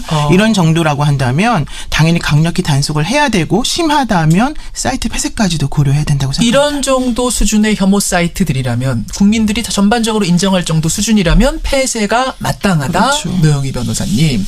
자, 문자 보내주십시오. 50원에 단문 100원의 장문 유료 문자입니다. 샵 1212 카톡 레인보우 열어놓고 있습니다. 일베 워마드 이런 논란의 사이트들 이른바 혐오 사이트는 폐쇄해야 마땅하다. 노변 폐쇄. 아니다. 그렇다고 폐쇄까지는 너무하다 생각하시면 백변 표현의 자유 이렇게 보내주시면 되겠습니다. 노영희 변호사님. 네네. 근데 지금 제 백변이 말씀하신 것처럼 그런 글들이 혐오라고 하는 것의 기준은 도대체 뭔지, 그리고 몇 개까지면 폐쇄고 몇 개까지면 아니고 이걸 어떻게 정해요? 그렇습니다. 그러니까 그런 것 때문에 사실은 표현의 자유가 당연히 헌법상 보호되는 권리이기 때문에 함부로 폐쇄를 논의한다는 것은 사실 오히려 잘못된 거죠. 그러나 그럼에도 불구하고 이러한 사이트로 인해서 그 사회적 범죄를 야기하는 그런 행위들이 마치 잘한 행위인 것처럼 칭찬받고 강화되는 그런 현상. 게다가 또 이러한 그 사이트 때문에 고통받는 사람들이 존재한다는 것, 이런 것들을 고려해 본다면은 사실은 저는 매우 신중하게 사이트 폐쇄나 사이트에 대한 법적 조치를 하는 것도 필요하다라고 봅니다.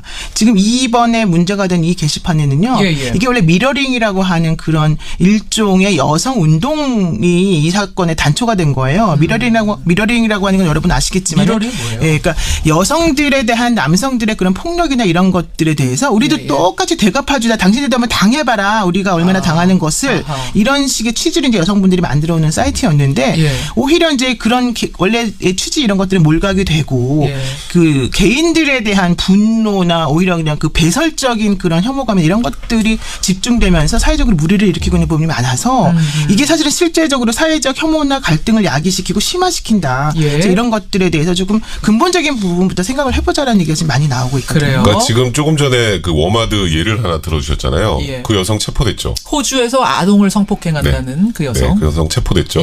그렇게 하면 됩니다. 그러니까 이게 보세요. 지금 조금 전에 노영희 변호사님이 굉장히 그 멋진 말을 해주셨는데 어떤 기준이 뭔지 들으셨어요? 노영희 변호사님은 기준은 제시하지 못하셨어요. 아, 기준. 노 변호사님. 그렇죠. 기준. 사회적으로 무리를 일으키는 행위나 범죄 이런 그렇죠. 것들을 하면 안 되죠. 그러니까 이제 그런 것들은 사회적으로 무리를 일으키거나 범죄에 해당하면 그것만 드러내면 되는 거예요. 그 정도 수준 되는 그리고 지금 또 하나가 혐오 사이트 하는데 어디까지가 혐오 사이트죠? 그러니까 혐오 사이트라는 개념은 우리 아마 국민들이 청취자분들마다 다 다르실 거예요. 혐오의 기준이. 예를 들어서 굉장히 보수적인 분들 입장에서 야 일베가 어떻게 혐오 사이트야? 그건 우리 입장을 대변해 주는데 이런 분들도 있을 겁니다. 그럴 수도 있고. 그리고 또 아주 진보적인 뭐 그런 매체라면 아니 이렇게 우리 진보적인 이야기를 삶을 담아주고 있는 다소 좀 무리한 글이 있긴 하지만 이런 사이트가 혐오 사이트라니라고 생각하시는 분들도 있을 거고 이거는 관점에 따라서 다 달라져요. 사람마다 다 다르다. 그러고 더 문제가 뭐냐면요. 결국 사이트 폐쇄는 누가 하나요? 국가가 하죠. 공권력이 들어가야 된단 말이에요. 공권력이 자의적으로 개입하기 시작하면 그러면 정말 우리 대중들이 보기에 괜찮은 사이트도 이건 우리들이 봤을 때 건전한 사이트가 아니고 이거는 국민들의 뭐 심경을 흐트러뜨릴 수도 있고 범죄 악용될 수 있으니까 이 사이트는 폐쇄한다. 이런 방식으로 표현의 자유를 억압할 수 있는 수단을 국가 공권력에 던져주는 거나 마찬가지 수단이에요. 한 번 무너지기 시작하면 그렇죠. 그러니까 계속 개입할 저도 것이다. 아까 그 워마드의 이런 류의 게시물을 도저히 용납하면 안 된다고 생각을 하지만 동의하지만 정말 작은 거 몇 가지 때문에 사이트 전체를 없앤다. 알겠습니다. 너무 나가는 일을 우리 백 변호사님 말씀 중에 한 가지 포인트가 있습니다. 그것만 드러내면 된다. 그 사람을 체포했으니 그것으로 된다. 아닙니다. 아까 제가 말씀드렸잖아요. 댓글. 나도 참여하고 싶다. 흥분된다. 이런 댓글을 올린 수많은 사람들에 대해서는 아무런 처벌이나 아무런 조치가 취지지 않고 있어요. 그 얘기는 무슨 얘기냐면 A라고 하는 사람이 올린 특정 게시물에 대해서 그 게시물만 없애면 된다라고 생각하는 게 매우 위험하다는 거예요. 왜냐하면 그 게시물을 올림으로 인해서 혹은 그 게시물을 올려도 된다라고 생각하는 그런 문화 때문에 오히려 오염되고 이것이 잘못됐다라고 하는 걸 모르는 사람들이 너무너무 많이 양산된다는 거예요. 그럼 그분들에 대한 건 어떻게 처리합니까? 게다가 아까 좀 전에 공권력에 개입돼서 표현의 자유를 억압할 수 있다. 당연히 그렇죠. 그러나 지금 현재 공산주의 국가도 아니고 우리나라 예전에 몇십 년 전에 그런 시대도 아니고 어떠한 것이 공권력에 개입할 수 있는 최소한의 그런 한도인지에 대한 기준은 이미 판례나 일반적으로 사람들이 생각하는 그런 머릿속에 다 들어있는 부분이 있거든요. 합의의 그래서 상식선이 있다. 그럼요. 그렇기 때문에 지금 말씀하시는 것처럼 마치 조금이라도 여기다가 터치를 가하게 되면 표현의 자유를 완전히 침해하는 것처럼 말씀하시는 것은 약간 오도된 부분이 과하다. 그렇습니다. 국가 공권력을 너무 믿으시네요. 너무 믿으시는 거예요. 그러니까 권력이 많아지면 그 권력을 무언가 국가 공권력에 조금 더 나은 방향을 위해서 악용할 수도 있어요. 그 권한을 많이 주면 줄수록. 그러니까 표현의 자유 부분 과거에 사실 저는 옛날부터 그런 얘기를 했었거든요. 인터넷 실명 제기를 많이 했었어요. 차라리 글 쓰려면 이름 달고 쓰자. 그러면 아무래도 본인 이름이 들어가니까 책임을 지겠지. 그런데 그것도 위헌 판결 받았습니다. 아, 그래요? 그러니까 인터넷 실명제 자체를 위헌 판결을 했어요. 그러니까 인터넷 실명제를 활용을 하면 표현의 자유를 위축시킬 수 있다는 우려였어요. 그건 역시 이 사람 봐라 이런 글 쓰네? 그러면 동향 감시할 수 있잖아요. 이제 그런 문제들이 발생하니까 인터넷 실명제를 안 썼는데 이번 같은 경우에도 물론 아까 노영희 변호사님 말씀하신 거 공감해요. 이런 아까 그런 정말 말도 안 되는 글에 저도 하고 싶네요. 뭐 저도 같이 하고 싶네요. 이런 내용들의 댓글이 달린다는 건 엄청나게 큰 문제지만 그 댓글 다는 사람들까지 일일이 다 처벌하는 거 그건 역시 공권력의 남용이에요. 자, 알겠습니다. 여러분의 의견 좀 봐야겠습니다. 그러니까 우리가 이른바 혐오 사이트라고 말하는 그런 사이트들에 대해서 폐쇄 조치에 들어가야 되냐 아니냐의 문제를 갖고 얘기하고 있습니다. 김주환님, 사회의 악이 분명합니다. 폐지해야 됩니다. 9177님, 쓰레기는 쓰레기통에 폐쇄해야 된다 하셨고요. 2824님, 청소년들을 위해서라도 당장 폐쇄하자 이런 분들이 계시는가 하면 3486님, 폐쇄 반대입니다. 아무리 혐오라도 그걸 막기 시작하면 부작용이 생길 수 있습니다. 이게 지나치면 정권의 맘에 따라서, 정권에 따라서 범인으로 몰아 잡아갈 수도 있는 이런 사회가 될 수도 있다. 남태규님은 표현의 자유 지켜져야 됩니다. 법을 어기면 어긴 사람만 법대로 처벌하면 되지요. 송인재님, 사이트 자체가 문제가 아니고 사이트 이용 규정을 강화하면 된다. 폐쇄가 답이 아니다. 이렇게 팽팽하게 들어오네요. 지금 여러분 일베 얘기 많이 하셨어요. 예. 저 사실 일베 안 들어가 봤는데 일베에서 여러 가지 극단적 표현들이 많이 있는 거 사실이지 않습니까? 뭐 예전에 세월호 문제도 있었었고. 예. 근데 그 부분에 대해서 문제가 많다라고 한 얘기가 꾸준히 제기되었지만 일베 사이트가 폐쇄됐다 이런 얘기 못 들었어요. 예. 그 얘기는 무슨 얘기냐면 우리 사회가 어느 정도 선에서는 허용하고 어느 정도 선에서는 허용하지 않을 것인가를 이미 기준을 갖고 있다는 얘기예요.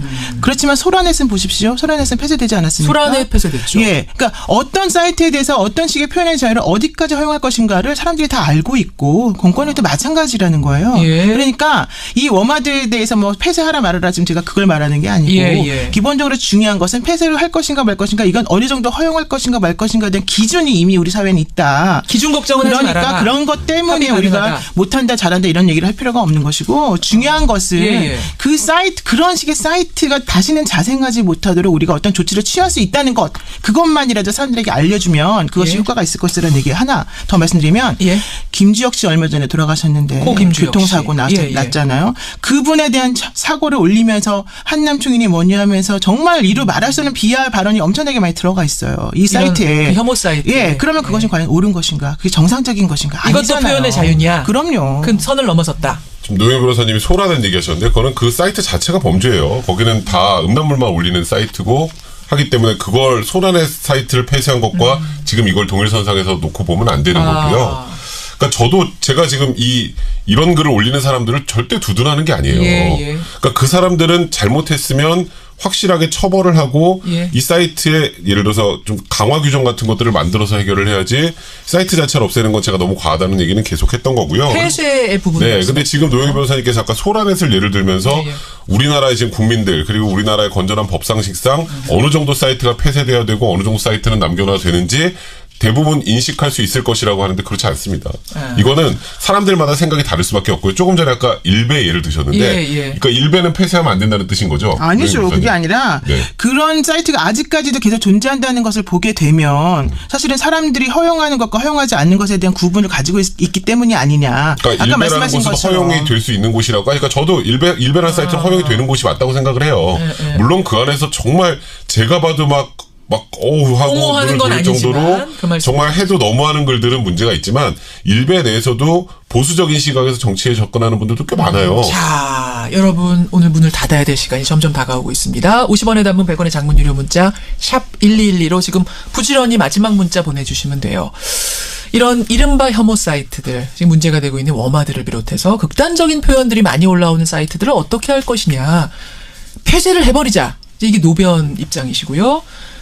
그 문제 있다. 그런 글들 문제 있는 건 분명하지만 그렇다고 사이트 자체를 폐쇄하는 건 우리 사회 표현의 자유를 너무 억압하는 것이다. 이게 백변 주장이십니다. 자, 여러분의 마지막 의견 30초만 더 받겠습니다. 그리고 그 사이에 청취자 문자 좀 볼게요. 굉장히 많이 들어오는데 박소연님 표현의 자유라도 아동 성범죄 같은 게 마구 올라오는 그리고 그걸 옹호하는 댓글이 달리는 사이트라면 이건 닫아야 된다. 심각한 거다. 폐쇄 동의. 반면에 이재상님 폐쇄해봤자 소용없습니다. 거기 폐쇄한다고 거기에 있던 불건전한 생각의 사람들이 다른 사이트에 안 가겠습니까? 또 만들어지고 폐쇄는 답이 아니다. 차라리 건전하게 운영할 방법을 찾자. 예, 이렇게 또 백변 의견에 손을 들어주신 분도 들어오고 있는데요. 집계가 다 끝났나요? 집계됐습니까? 예. 자, 오늘의 지난주에 우리 팽팽했잖아요. 네, 그렇죠. 오늘은 좀 확 기울어지네요. 오늘 어느 쪽으로 기울어졌을까요, 여러분? 우리 사회에 논란이 되고 있는 이른바 혐오 사이트들에 대해서 폐쇄를 해야 되냐? 아니다. 표현의 자유. 폐쇄까지는 지나치냐? 여러분의 의견은 73% 대 27%. 73대 27로 폐쇄해야 한다의 손을 들어주셨습니다. 저는 뭐 오늘 사실 이 시작할 때부터 질 거라고 생각을 하고 있었는데. 그러셨어요. 근데 이제 하나만 좀 꼭 말씀드리고 싶은 건 사실 아까 그 예 자체가 워낙 자극적이었고 그 예를 들으신 분들은 그 당연히 폐쇄해야지라고 생각하셨을 거예요. 하지만 조금 더 크고 넓게 보시는 것이 그러니까 우리 사회에 가지고 있는 이 표현의 자유를 좀 더 확장할 수 있다는 측면 한 번 정도는 고려해 보시는 게 좋지 않을까. 그리고 오늘 두 변호사님의 의견은 사실은 저희가 또 나눠드렸어요. 입장을. 그러니까 혹시 항의하실 분들은 저희 쪽으로 주시고요. 고생하셨습니다. 네, 고맙습니다. 고맙습니다. 변호사 백성문 변호사였습니다. CBS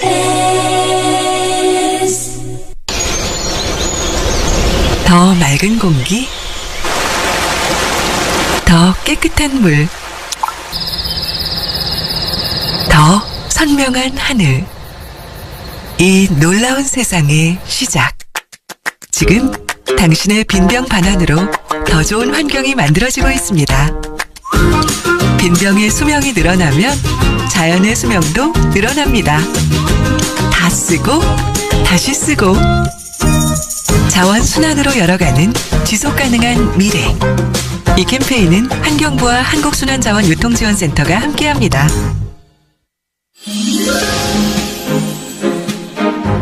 CBS 특별기획 2017 대한민국 소리유산.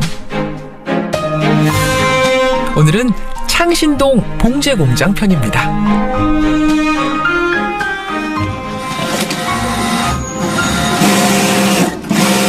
서울 종로구 창신동의 한 봉제공장. 대낮에도 형광등을 환하게 켜놓은 좁은 작업실에 드르륵 드르륵 재봉틀 소리가 힘차게 울려 퍼집니다. 저요? 이거 한 지가 30년이요. 저는 주로 이 주머니만 작업하고 있어요. 창신동에서 일하고 있어요. 30-40년 됐죠. 난 여기서 태어나서 여기서 계속 쭉 살았으니까. 오늘 이거 만들어서 동대문 시장에 8시면 출고하는 거거든요. 이거 다 됐어요, 이제. 잘 배우겠습니다. 빨리 합시다. 1970년대 이전엔 청계천 평화시장에 모여있던 봉제공장들. 땅값이 오르자 하나 둘씩 이곳 창신동으로 옮겨오면서 지금의 창신동 봉제골목이 만들어졌죠. 골목의 쪽방에서 쉴 새 없이 미싱을 돌리던 그 재봉사들 그리고 여공들은 어느새 60이 훌쩍 넘은 나이가 됐습니다. 됐어요. 70년대는 경기가 좋았죠. 맨날 12시 땡 하면 집에 가고 통행금지 걸릴까봐 막 뛰어가고 아침에 새벽 일찍 일어나고 막 그랬죠. 이 공제를 해갖고 우리 애들 다 가르쳐갖고 다 생활하게끔 다 만들어놨습니다.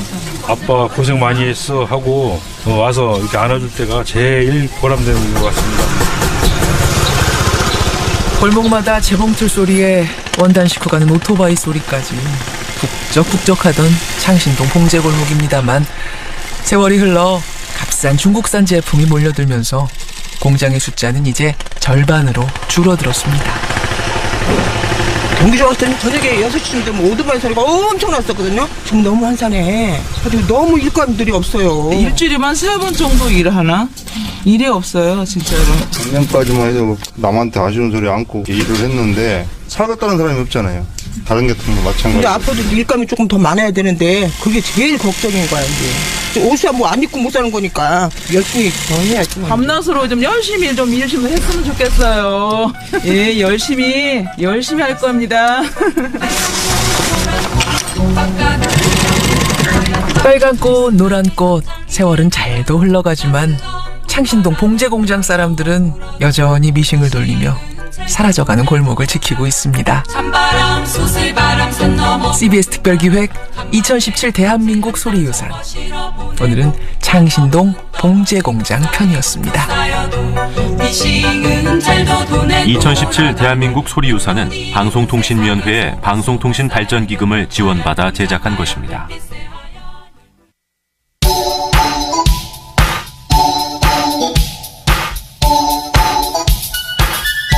김현정의 뉴스쇼 CBS 라디오와 함께하고 계십니다. 저는 퇴근길 시사자키 정관용입니다. 일부 김부겸 장관과의 인터뷰 들으시고 박승감님 어제 과메기 사서 맛있게 먹었습니다. 포항 힘내세요. 하셨고, 김지원님도 과메기 소비운동이라도 좀 해서 포항을 어떻게 심정적으로 도울 방법은 없는지 생각해보자 하셨어요. 주성강님, 이은수님, 최기륜님, 김상곤 교육부 장관 포항 현장 내려가서 진두지휘하는 거 아주 좋은 계획입니다 하셨는데, 또 다른 분께서는 그런데 갔다가 또 전에 그 어떤 공직자처럼 굉장히 안 좋은 상황 속에서 컵라면을 먹는다든지 이런 불미스러운 상황은 벌어지지 않았으면 좋겠다라는 문자도 함께 들어오네요. 예. 수험생들 힘내라는 문자 4680님, 그럼요. 예, 고3 수험생들 힘내십시오. 변협의 김현 회장 인터뷰 들으시고는 한화의 삼남 김동선 씨 가장 강력하게 처벌해야 됩니다. 상습범이네요. 안하무인 하셨고, 1319님, 변호사들 불의에 굴하지 않고 이번에 제대로 응징하는 모습 보여줬으면 좋겠다. 이런 문자 꽤 많이 들어왔어요. 그러니까 지금 이 10명의 변호사들이 합의하겠다 이러면은 처벌 못하는 거거든요. 그중에 단 한 명이라도 나 합의 못하겠소 하면은 그제서야 처벌이 들어갈 수 있는 상황이랍니다. 어떻게 되는지 지켜보죠. 고맙습니다.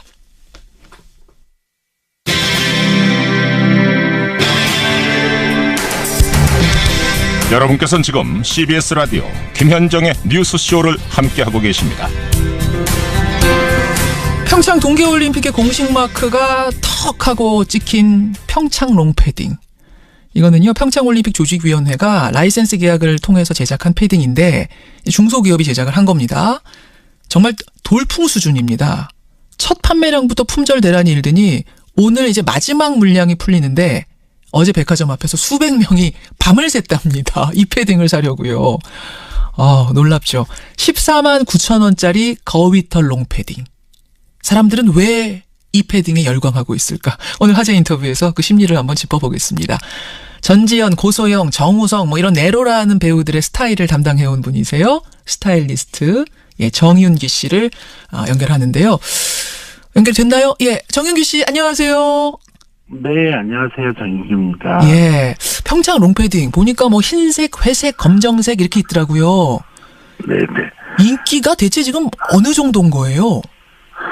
사실 평창 올림픽 패딩이 구스다운이 어제부터 풀린다고 해서 백화점 앞에 밤을 새는 분들도 있더라고요. 그러게 말이에요.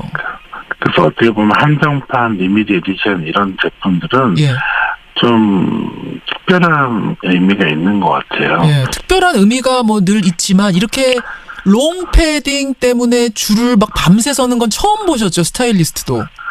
그렇죠. 왜냐하면 보통 운동화나 다른 걸로 줄을 서는 거 맞지만 롱패딩 다운으로 줄을 서는데 의미가 좀 다른 것 같아요. 이게 특별한 구스다운이기 때문에 그렇죠. 더 소장하고 싶은 마음이 있는 것 같아요. 제가 이제 그 질문을 드리려고 했어요. 네. 지금 가장 많이 하는 얘기는 가격대 성능비가 좋다, 이른바 가성비가 좋다, 그래서 나는 열광하는 것이다, 이런 얘기들을 하는데 전문가가 볼 때는 이렇게까지 열광하는 이 14만 9천 원짜리 거위털 패딩에 열광하는 이유 어떻게 분석하세요?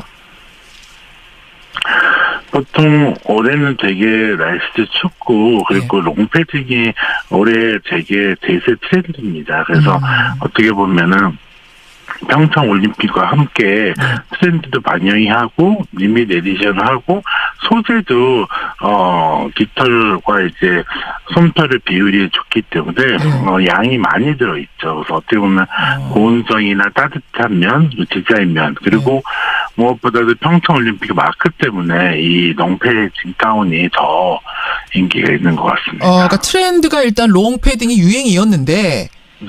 이거는 또 한정판이라 그러지. 품질도 그렇죠. 좋은데 가격은 싸지. 네네. 여기에다가 올림픽 마크까지. 그렇죠.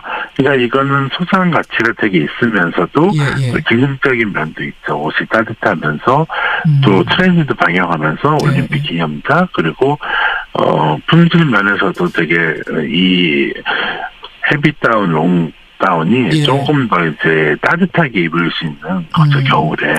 저는 이제 사실은 그 질문을 드리려고 했어요. 뭐냐면, 지금 가성비 얘기하는데 가성비만으로는 설명하기가 좀 어렵겠다 싶었던 게 10만 원대 가성비 좋은 거위털 롱패딩들이 요새 꽤 많아요.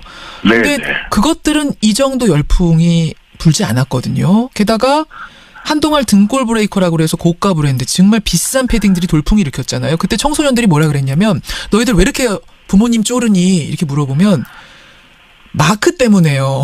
그 브랜드 그 마크 단 걸 입고 싶어요라는 얘기를 많이 하더라고요. 근데 이번에 평창올림픽 이 롱패딩에 청소년들이 열광하는 건 그러면 이거는 역시 그 마크가 명품 마크를 대체했다 이렇게 봐도 되는 거예요?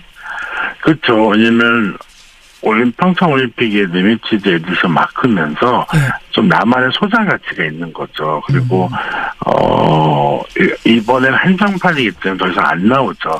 다른 브랜드 같은 경우는 계속 그 제품들이 그래서 나오지만 이번 제품은 소량과 이 한정 수량 때문에 더욱더 좋은 것 같고 평창올림픽의 의미를 더 갖는 것 같습니다. 의미도 있고 하니까. 네. 거기다가 이런 것도 있지 않아요? 이거 안 사면은 나만 손해보는 거 아니야? 이런 어떤 심리 같은 거? 그런 것도 있고, 무엇보다도 이 콜렉터들 있죠. 뭐, 리미드 에디션을 좋아하는, 열광하는 분들이 더욱더 좋아하는 것 같습니다. 그러니까, 나만의 수집하고 또 나만의 스타일을 찾는 분들이 더욱더 열광하는 것 같습니다. 예. 그나저나 요즘 평창 롱패딩뿐 아니라 각종 롱패딩이 많이 보여요. 아까 트렌드라고 하셨는데.